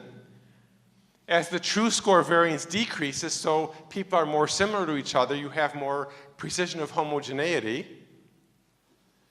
And as error variance decreases, you have better measurement precision, right? Wait, we're not ready for that. Okay. I'm going to make the argument that confidence intervals confound these three types of precision. Now we're ready. Wait a minute. Okay. So you don't have to read all that stuff. What I did is I kept the standard error of the mean at 10 in this graph. So every single point that you see, all the curves have the same standard error, 10. And the point of the graph is to show you that there are many combinations of the three kinds of precision that lead to the same confidence interval. Triple confounding. So let me summarize the confidence interval argument. If you care about precision, then you should gather reliability data and estimate the three kinds of precision separately. And by the way, if you want to do that, I've published a paper with all the equations you need. So just send me an email and I'll send you the paper. And there's no reason to compute a confidence interval because you can compute the three kinds of precision separately, which is a heck of a lot better. Alternatively, going up here, you don't care about precision, in which case there's no reason to compute a confidence interval, right? So either way, there's no reason to compute a confidence interval. Okay. Now let's get to the real argument against me. The sociological argument. Well, in some sense, this is an empirical question. Did the ban destroy basic and applied social psychology? If it did, I'd be willing to admit that sociologically what I'm trying to do can't be done. Let's check the impact factor. Now let me be clear. I don't actually think impact factor is the be-all and end-all of science, but it is what we use to evaluate journals, so that's what I'll present here. Remember, we're now doing sociology rather than science. Okay? So let's have a look. The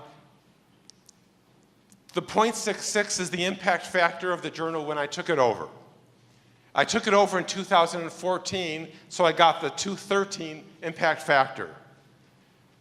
The ban was in 2015, and the latest impact factor I have available is the 217 one of 3.4, over 5 times the one I inherited. Simple statement, I did not destroy the journal. Now, I'm not arguing that the ban is what caused the impact factor to rise. I don't believe that. There are a whole bunch of other things I did. But I am going to argue that the ban did not prevent the rise of the impact factor. Okay?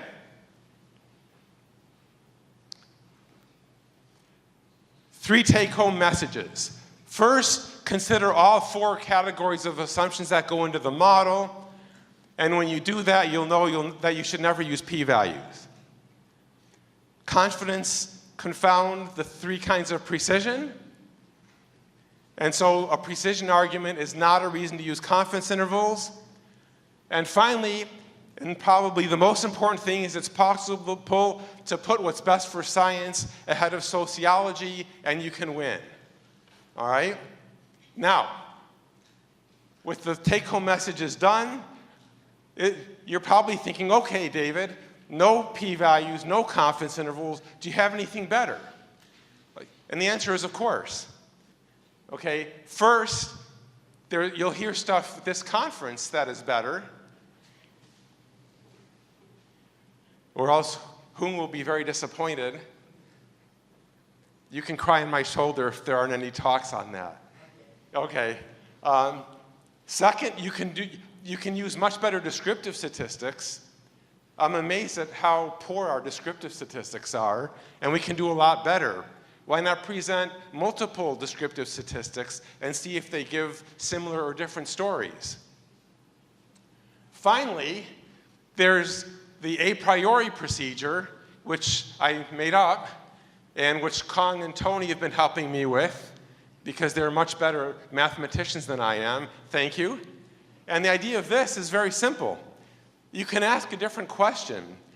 Since inferential statistics are not good enough to answer questions about hypotheses, why not ask a different question, which is, what does it take for me to trust my data?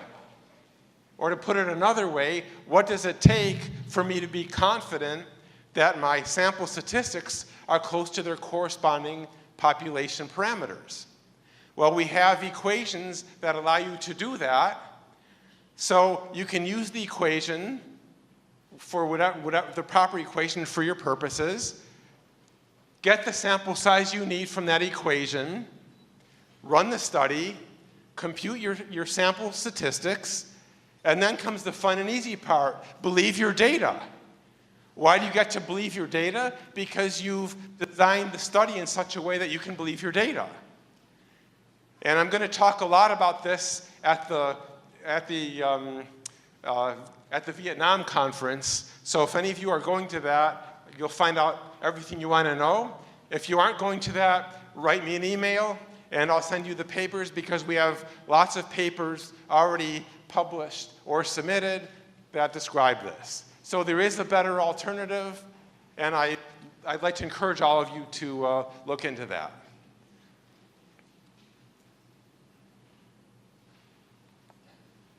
Thank you. Thank you very much. Okay. As usual, questions, comments. Microphones are here, so please ask. Okay. Okay, with respect to the confidence interval and precision, and how you argue against standard deviation, the standard deviation of an estimator. Okay, what's wrong with the standard deviation? The standard error of an estimator is supposed to be the precision of the estimator. And it is used in the construction of confidence interval. And now, if you say the whole confidence interval is wrong and not complete, and if we use only the standard error, does that at least solve the problem of precision or not? It does not.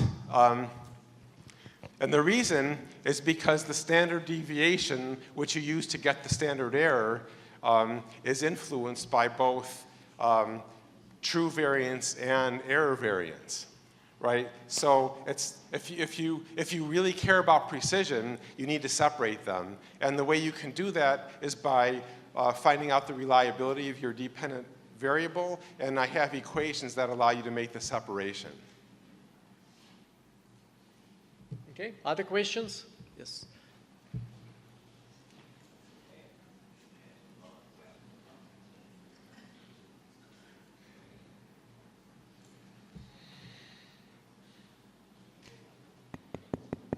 Oh, yeah. Here, I'll give you this one. Okay. Professor, I may have a humble question, because in economics, for example, the cost function by the theory, for example, has a property of the homogeneity. For example, homogeneous of degree and input prices. So when we model the cost function, we need to test whether it is a cost function or not by the data. But we get stuck if we don't. Could you suggest any alternative that we are going to test that whether it is going to be the cost function or not? But to avoid the p-value, what suggestion should you provide?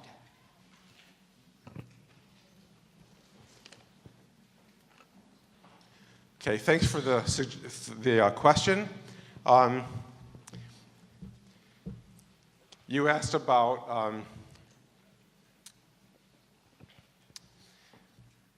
you asked about this function, right?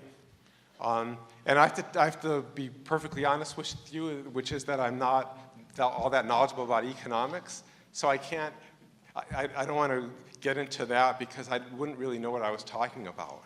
However, the question of what we can do instead of p-values, that would apply to every science.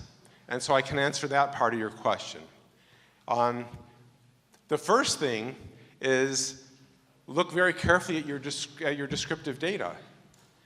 Let me give you an example. I'm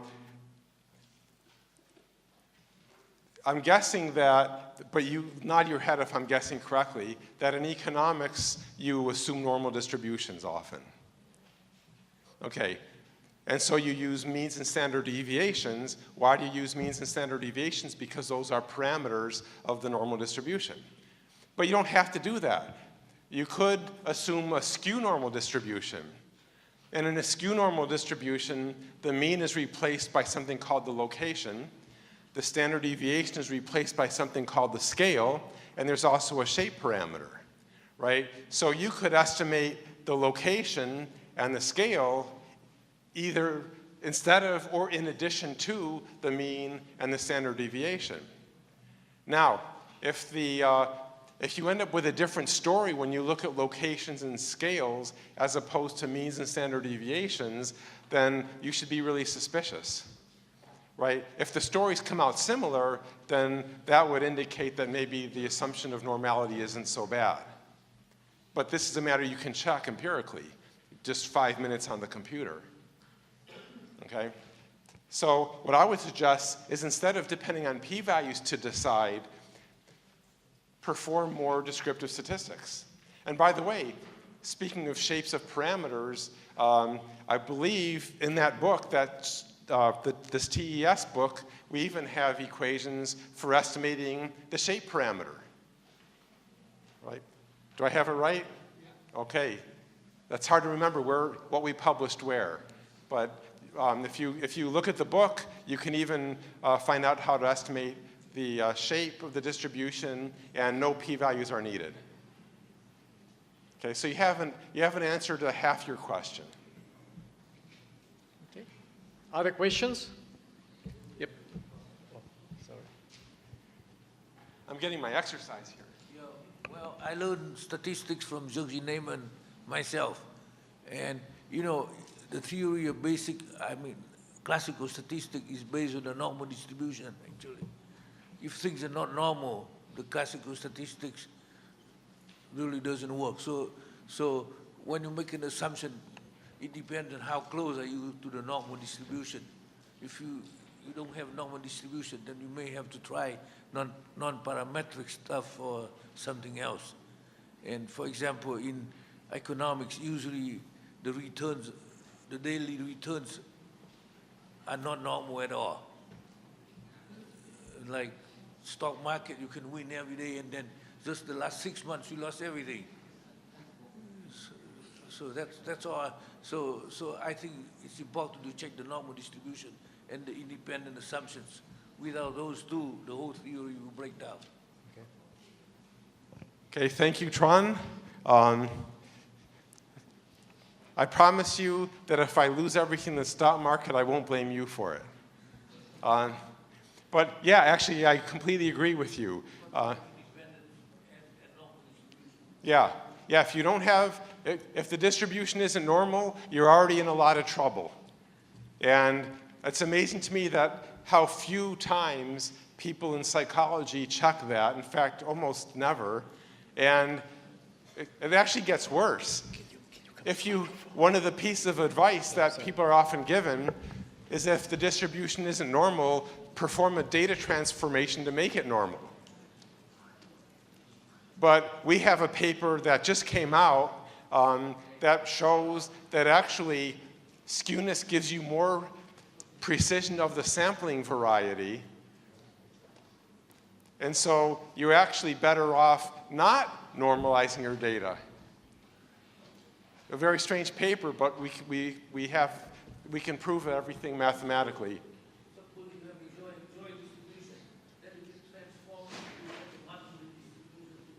Okay, so I think we're getting into discussion already. Okay, so we have one more question. Okay.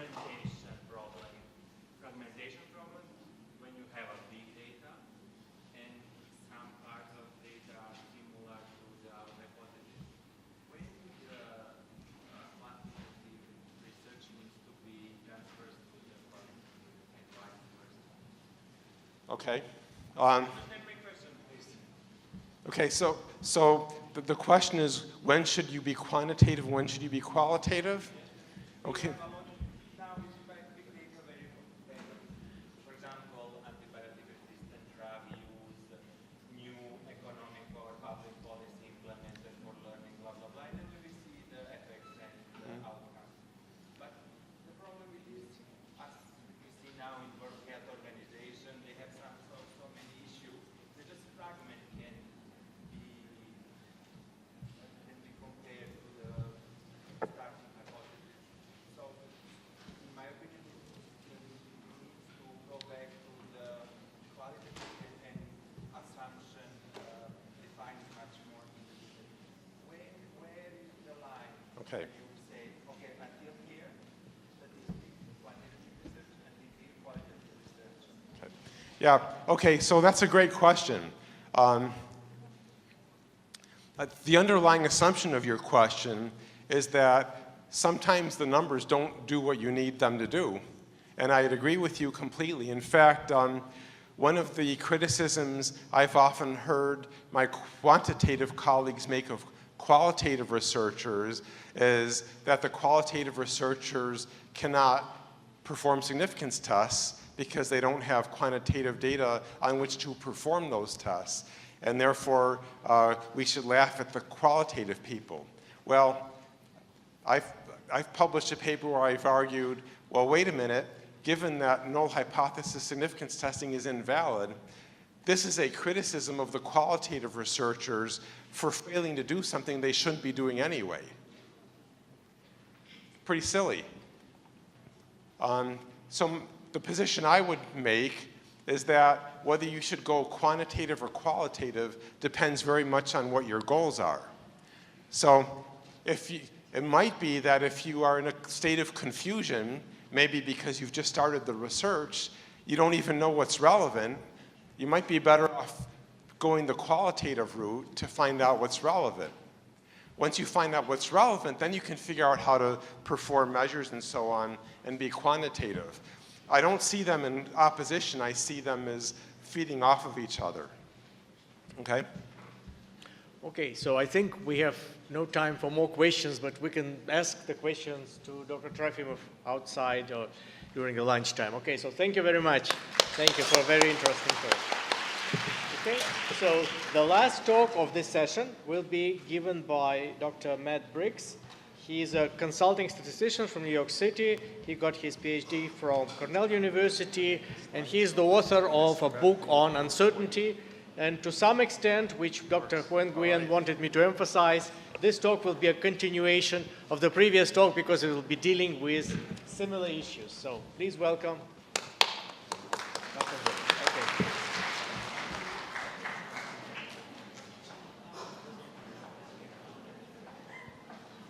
Well, thanks everybody for coming.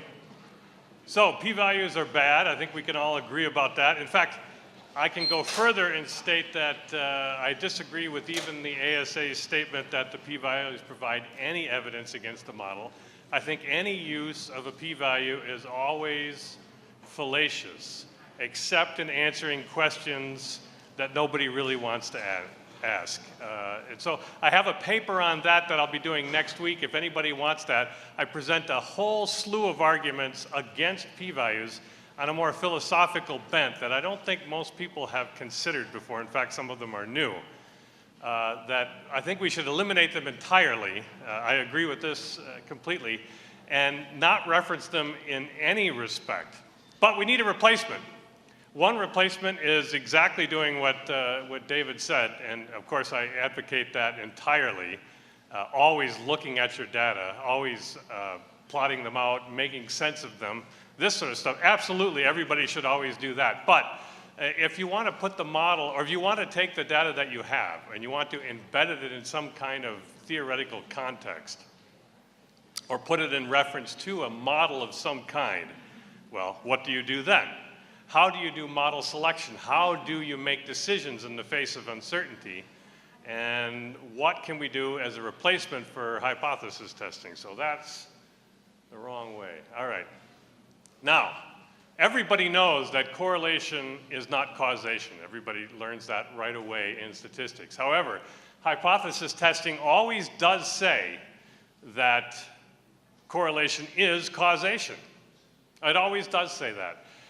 Even when people are careful to try to say it doesn't say that, they mean it. And we always talk about it this way when we talk about a model in which we have effect sizes. Well, this is causal talk. We have an X affecting a Y. This is the effect size of X making a causal change in a Y. Well, we can't make those kind of really harsh assumptions. These are really deep and complicated matters, which we heard earlier from Emmanuel about quantum mechanics and the idea of cause. What's causing a change in a price? Well, this is a very deep and complicated question, which is why it makes so much sense to use quantum mechanical ideas, because we can't really answer causal questions, at least completely, in quantum mechanics. We can't answer causal questions, certainly not in psychology often, but we can answer them sometime. I just use this example to show you that people often think about statistical models in terms of causation, and we get it wrong in both directions by using hypothesis testing. We claim something is a cause when it isn't, and we claim something isn't a cause when it is. And this is the idea of a hot hand in basketball or other sports. So the idea is a guy is taking shots, and this is the basketball season in the States. Guy's taking a shot, and he sinks it, and his teammates say, okay, he made that one, let me feed him the ball again, and he takes another shot, he makes it, and so on. And so players have come to say, well, he has a hot hand. And so the dispute is this phenomena real? Meaning, is it a causal phenomenon? Well, some statisticians say no, because they do hypothesis testing and find one way or another. And coaches and players all say, yeah, because I'm out there doing this stuff, I know what's happening. I tend to side with the players. So it's a matter of definition and so on, what we're doing. So p-values get it wrong in both directions. So let's talk about this. This is another idea. This is, I just took from Wolfram. This is a fairly common definition, and this one is succinct. I like it. Formulate the null hypothesis. Well, the null hypothesis, it says that the observations are the result of chance. Now, the result of, in English, means caused by. So we have something caused by chance. So what is chance? That means chance has to have an ontological existence. It has to be. And it has to not only be, it has to have causal powers. Now, those are extraordinarily strong claims. Even in quantum physics, we don't make these kind of claims. We say maybe the wave function is real, and we talk about what does it mean to be real? Is it real in potentia? Is it real in actuality? And all these deep metaphysical ideas we don't have time for. But to say that chance caused something is a very, very strong statement, and it just can't be backed up in any kind of any kind of philosophical argument. I don't think holds. Well, so we need to understand what we're trying to do here. P-values are used because they're magic, and people are lazy. If the p-value is smaller than the magic number, people say, I have a statistically significant effect. What does statistically significant mean? It means the p-value is small. What does the p-value small mean? Well, it means statistically significant. The definition is circular.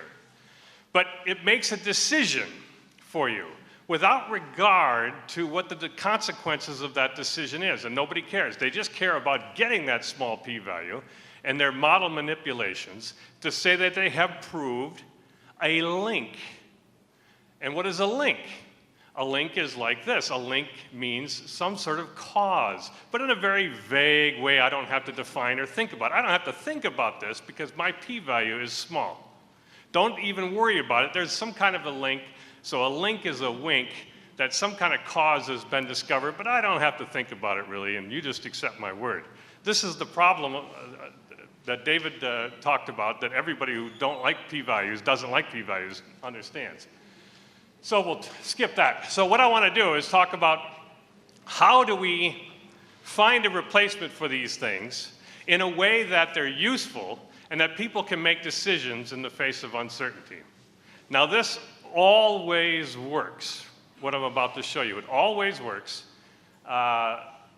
except in those very rare instances where we need to have parameter estimations, parameters inside models. And I won't talk much about this because it's very rare that parameters actually have a meaning. In physics, sometimes they have a physical meaning in chemistry and so forth, but in real life, they almost always don't, because almost all models are ad hoc. So they don't have any real meaning, and so estimating parameters is sort of a fruitless endeavor, as David kind of showed us. So, all probability can be put into this schema. We're interested in an observable y, taking some value. Now, all probability is conditional. It's conditional on all the assumptions we make. We may think we have some measures X that explain in some way, perhaps causal, perhaps not, perhaps in ways we don't understand, affects the uncertainty we have in Y, the observable. We have some past data that we have collected, and we have this M, which is the model, which incorporates all those kind of things that David was talking about.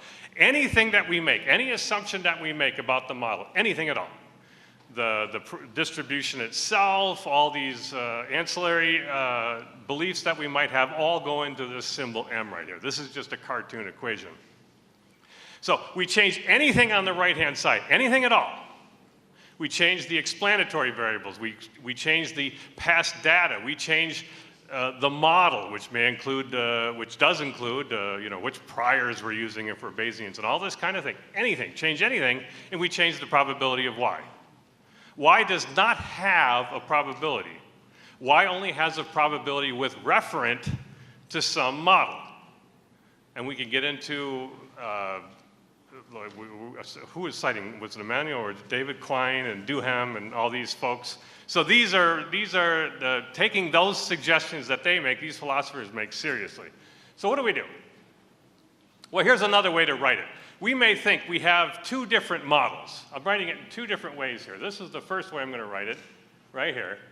We have model one, which is just a list of premises, model A, I should say, just a list of premises that, for instance, I'm using a normal distribution. And I'm using a normal distribution which is referred to by these measures, x1, x2, and so forth. And model A has one additional assumption that model B does not have. That's all. I'm just trying to show in a very simple way here how this might work. It's not that we have to have just one more assumption and they share all the same other assumptions. No. We could look at this in a framework where they share almost no assumptions together. Show you how this might work in a very standard and simple situation of model building or model selection, they say. But it's much more general than that. Well, here's an example of model selection.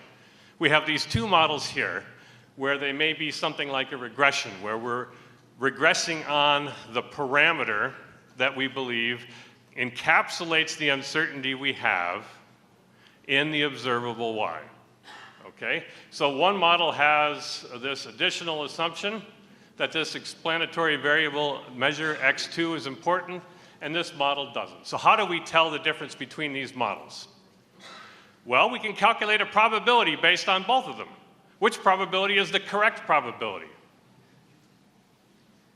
Well, hypothesis testing would say, well, let's do a hypothesis test on this data too. And then it tells you, yes, in fact, it's either there or it isn't. But that's wrong in all the ways we talked about. We don't know, based on purely the data alone, whether x2 is causal in any sense on our observable, or whether it's even important. So we want to have a different idea. What we can do, very simple, is we calculate the probability of the observable, given that we include this extra piece of information, and we calculate it again without it. And we have left over some delta, which will have the normal bounds and all this kind of thing. Well, If delta equals 0, think about this. If delta equals 0, then adding that new bit of information, given all the other things that I have on the right-hand side, then that x2 is irrelevant. Even if we have any other information about the causal state of y or anything what's going on with y, if I add that x2, I've added no information. I haven't changed the probability of y. Therefore, it's not helping me at all. And I've made no judgment about what's going on in any causal sense or in anything else about what's going on with x2. Of course, on the other hand, if delta is non-zero, then it's relevant. I've added information. But then there is a crucial difference, and this is what p-values ignore, between relevance and importance. P-values say when something is relevant to this null hypothesis in some weird tangled way that nobody can remember, that it's also important. And that's just not the case. The importance depends upon the decision one would make based on these two probabilities. And that decision then depends on a whole host of other things. The decision you would make would be perhaps different than the decision I would make. So whether or not I should include this x2 in the model depends exactly what would happen for me. You may include it because your decision is different than mine. This is another reason we should like this quantum idea of decision making, because decisions are they're incredibly different. So we need to understand. I'll give you some examples. Just an example of irrelevance here, just to hammer home this idea of what's going on with causation. Causation is really, this is it. I mean, if we understood causation in all these things, then we'd have everything. Of course, we don't. So we can only speak of our understanding, our uncertainty in causation. So that's the difference between the ontology, the state of what is, and epistemology, the state of our knowledge of what is. They're entirely different. P-values and null hypothesis significant testing conflate these two. We want to separate them, keep them separate so that we make better decisions. All right, let's have a very simple model here. This is a deduced model. So there's no parameters at all to begin with. We have a six-sided object which must show one side only. That's our first premise. The second premise, only one side is blue. The third premise is that two hydrogen atoms in the galaxy MACS 0647, this is a real galaxy, it's 4 billion parsecs away. Two hydrogen atoms in this galaxy, we're assuming, we don't have to measure, we can just assume that these two hydrogen atoms collided. Well, what's the probability of blue? Given that complicated model is exactly the same, I hope we can all agree, as in the simpler model. We know that this premise of these hydrogen atoms colliding is irrelevant because we have knowledge, implicit knowledge of causation. We think there's absolutely no way that these can cause any change in the state of this object. So it may not be true.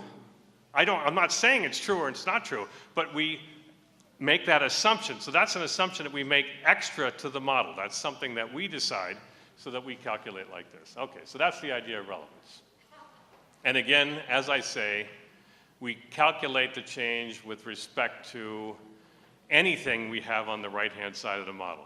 Some people, this is a big fear because in statistics there's always an ongoing debate between frequentists and Bayesians, and the frequentists all complain about the prior distributions Bayesians use on their parameters. And they complain that if you change the prior distribution, you change the probability of the observable. Well, if you change the model, you change the probability of the observable. You change the data, you change the probability of the observable. You change anything on the right-hand side, you change the probability of the observable. This is because frequentists all believe that probabilities are fixed and come into existence and take an actual ontological being, state of being in some Platonic realm when a model is conceived. But this can't be so because we could have two people having two different models for the same thing. One person may be using a regression with normal errors. Another person may be using a regression with gamma errors. The frequentist is then committed to say that both of these distributions are now true and exist somewhere out at infinity, waiting for us to discover, if only we had a large enough sample. But they both can't be true simultaneously. And there's no way to prove them false or true. We could say all models are wrong. I think Box is wrong. There's no way to prove a model wrong unless the model can be actively falsified, which most models cannot be falsified. So we can only go on the assumptions that we have. So there is no real dispute. Bayesians should say to themselves, or say to the frequentists, yeah, if I change the prior, I change the probability, but so what? That's a feature, that's not a bug. That's the way it's supposed to work. Which is right and which is wrong? The frequentist will ask, hey, that depends on how well the model works. And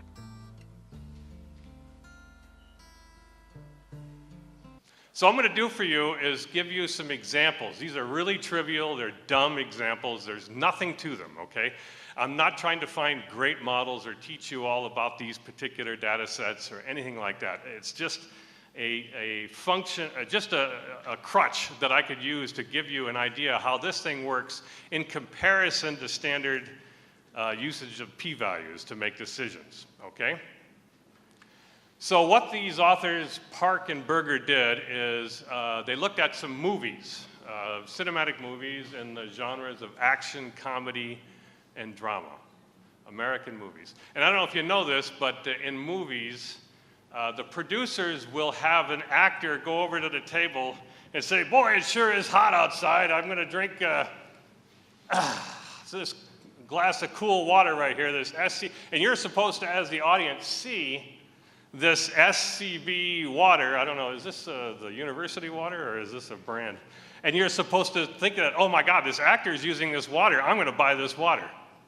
So we call it product placement. It's an advertisement inside the movie that you're supposed to, it's supposed to be subtle, you're not really supposed to see it, but it's there. And it's there so frequently, and that in these movies, each one of these movies, there's up to 6 product placements in each one of these movies, so that they have a lot of advertising in there. And so what they did is they got the people, they just let them watch the movies, and they asked them afterwards, do you recall seeing this product? Do you recall seeing that product? And they gave them a score, 0, 1 to 6. If you remembered all 6 products, well, you got the highest score. If you remembered none, you got 0. Okay, fine. And so that's a good question if you're a marketer, if you're interested in making some money on product placement, you want to know. Is it working? Is my advertising working? So it's a good question. And they looked at the sex of the person watching the movie and the genre, and they said, okay, let's model this score. And here is the standard ANOVA table from, they used regression, so I just duplicated their results. Everybody uses regression all the time in every case, so in social sciences at least, that it's so ubiquitous that I don't think I have to explain regression. And there we go. So, whoops. They have, this is male being yes, and it has a certain estimate for the parameter, and it has the p-value is not we, the p-value is not less than the magic number, so they would say sex is not important. Well, I don't know if that's true or not. Let's find out. And looks like there's no different, action is buried in the intercept, as we know, and so there's a difference between comedy and drama. Only one we p-value here, so there's nothing really to get excited about, but that's exactly what the authors did get excited about, this drama. So now let's look at this in terms of an error that most people who use regression are not aware of, and it's a huge error because they're not thinking, because they just use the models that are out of the box. People use regression, I'm going to use regression. I'm only interested in the effect size, which is causal language, as we now know, anyway, and I'm interested only in the difference, and I just want to get the p-value out. But since you're using a regression, you could turn that regression into that predictive model. You could make that model into a predictive model. If you're a Bayesian, you're just thinking of the posterior predictive model. If you're a frequentist, you're looking at that model in its predictive way. And that model is implied. Even if you're not using it, you're implying this model holds. So here's what that model holds with their data. It says that for new movie viewers who are male watching an action movie, given the old data that they have and the regression model, the probability of seeing a score greater than 6 is 6%. Well, a score greater than 6 is impossible. The only score we could have is a 6, 0, a discrete number between 0, 1, 2, 3, 4, 5, 6. We can't see numbers greater than 6. For a comedy, it's 10%. For a drama, it's 15%. This is a huge error. If you're an advertiser for a major corporation and you're committing millions of dollars, I have clients who do this kind of thing, and you're making decisions based on this kind of thing, which what I call probability leakage. You're giving a 15% probability to an impossible event. All right? At 15% probability to an impossible event. Is that big enough to make a difference in your bottom line? Probably, probably. And you would never notice if you didn't look at the model in a predictive sense. If you just looked at those p-values and effect sizes, you never would have noticed this. It just disappears from view. So this isn't quite the replacement for p-values. This is just, it's what David said too. Look at your data. And if you wouldn't even catch this error if you looked at your data. You'd see what the people did. You'd have histograms of the ranges of scores.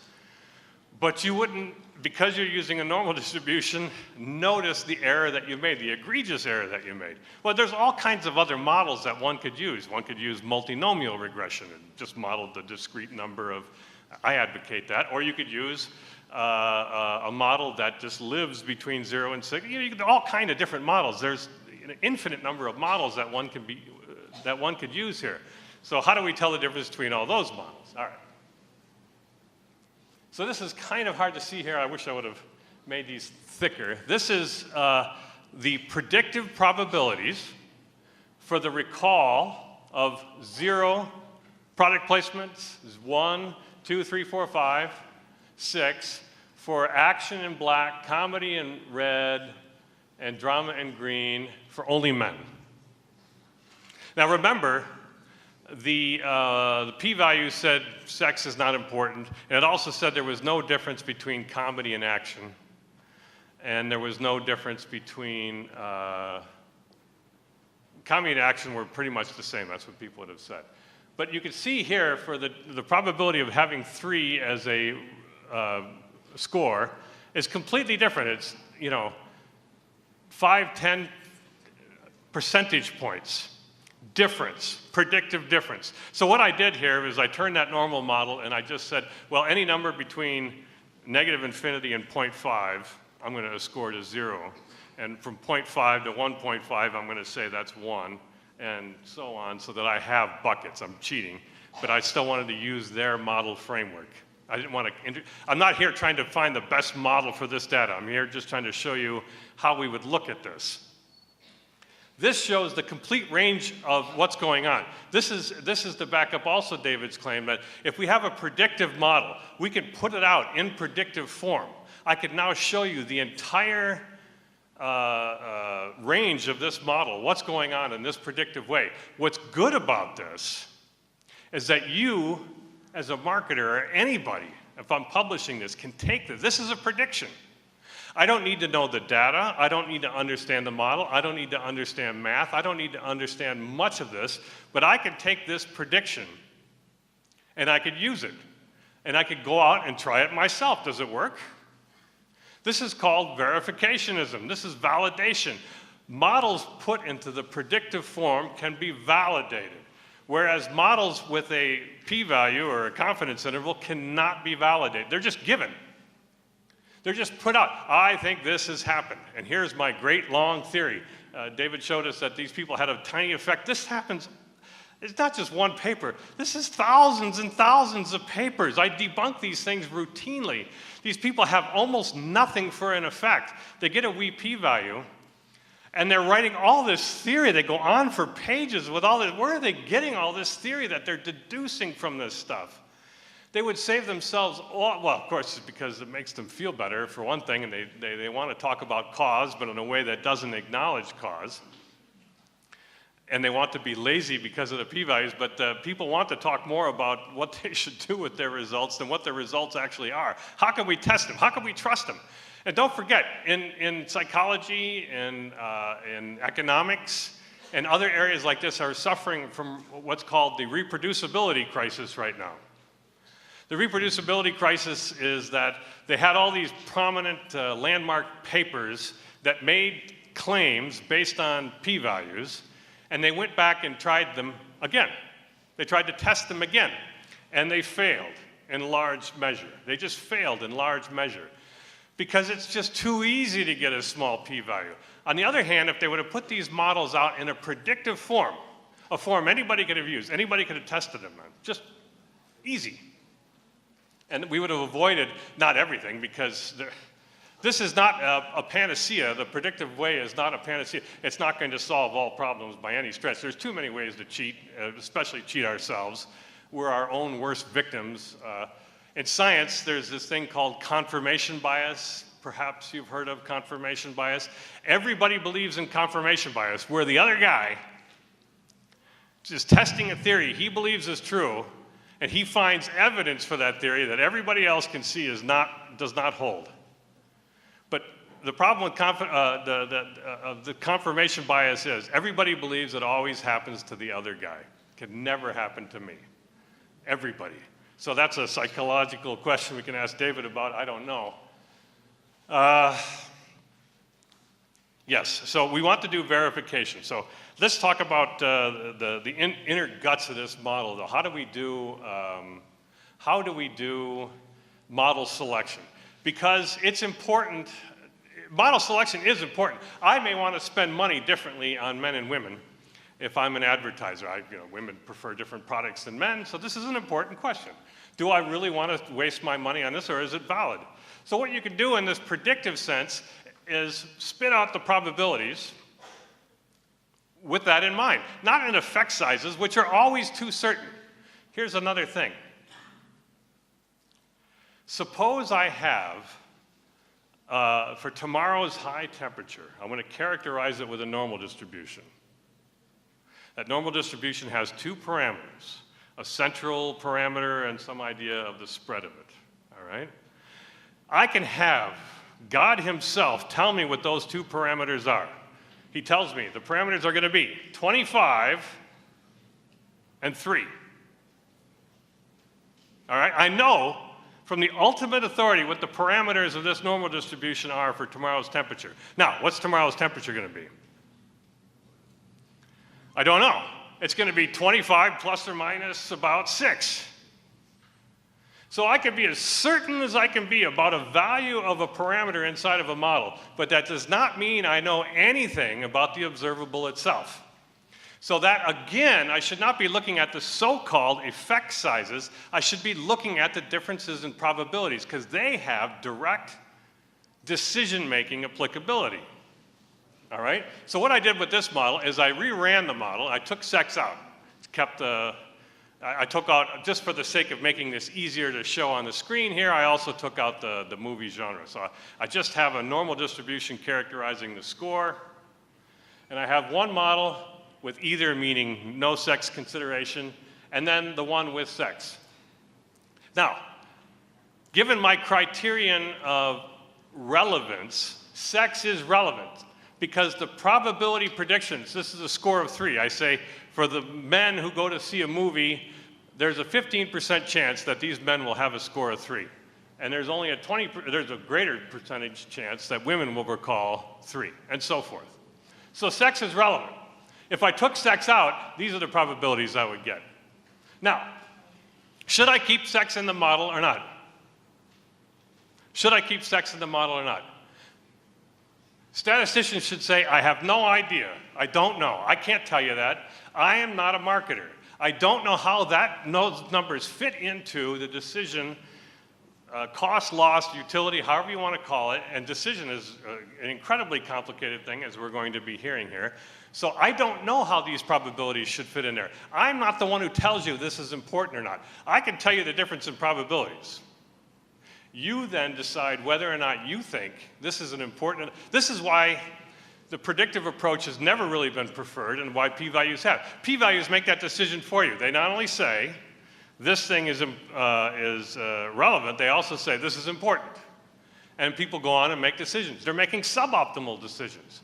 If they're making buy decisions based on these, they're making suboptimal buying decisions, and the same with sell. People are losing money because of reliance. They're over-certain.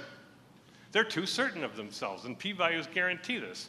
So anytime anybody would ask me, is this an important difference or not, I can't tell you. It's not mathematical. The question is nothing to do with math or probability or anything.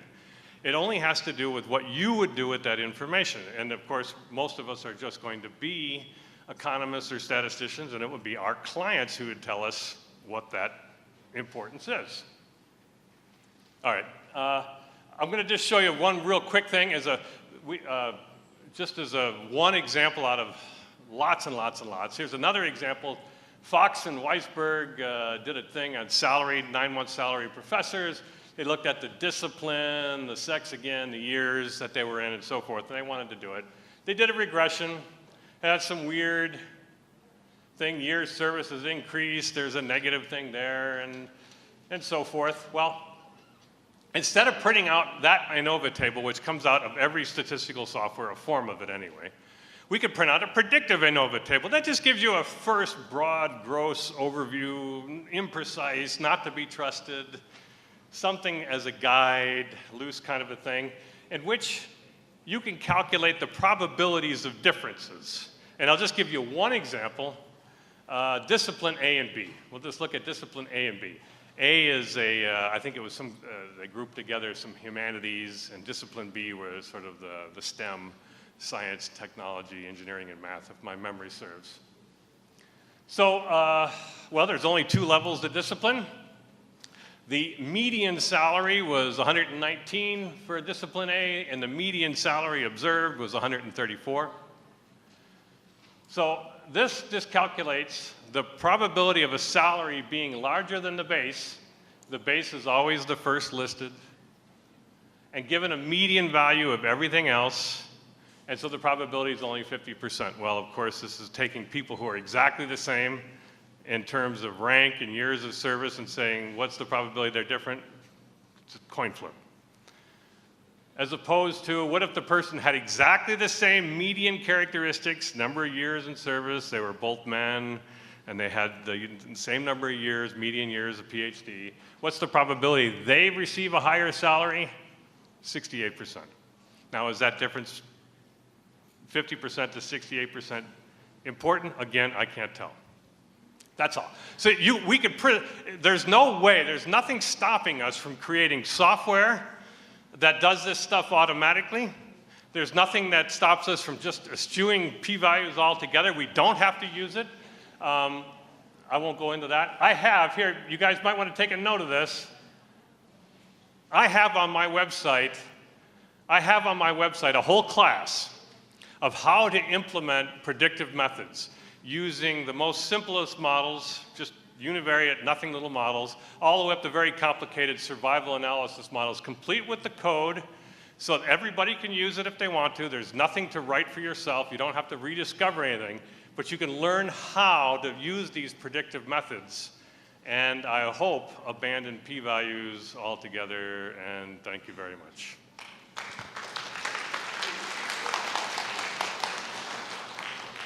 Thank you very much. Well, we have time for a few questions. Okay. I think this is the question that every research or student in economics want to know, because they have to test whether or not the time series is stationary, and they use Nicolay-Fuller test.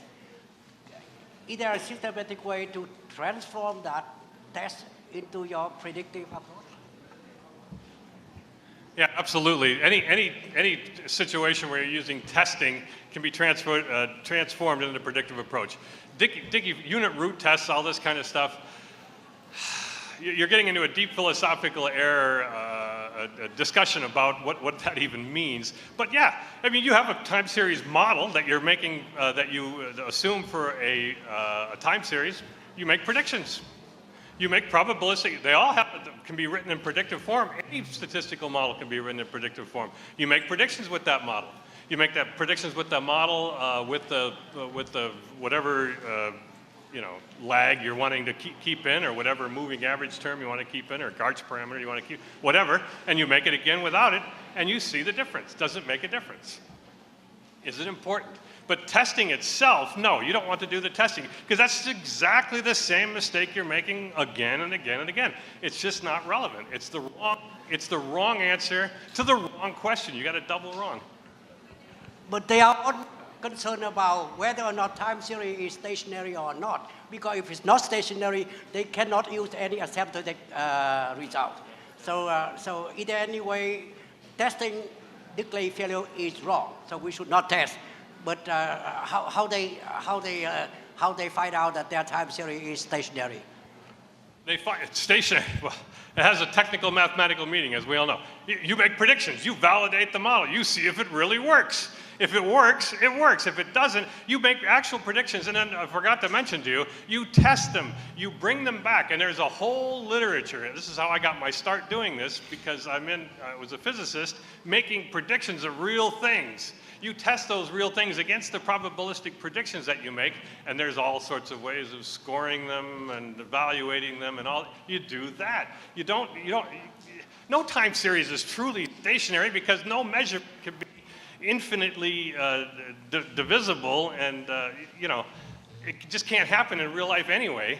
But it usually just means the causes, you're getting cause mixed up in the test. All those mistakes that David talked about, plus mistakes in cause of what's actually going on with a time series. So no testing. Testing is out. Prediction, validation, and understanding of cause is in. That's it. Okay, other questions? Okay, there are no questions. Let's send the speaker once again. And let's thank all the speakers of this session. Thank you very much.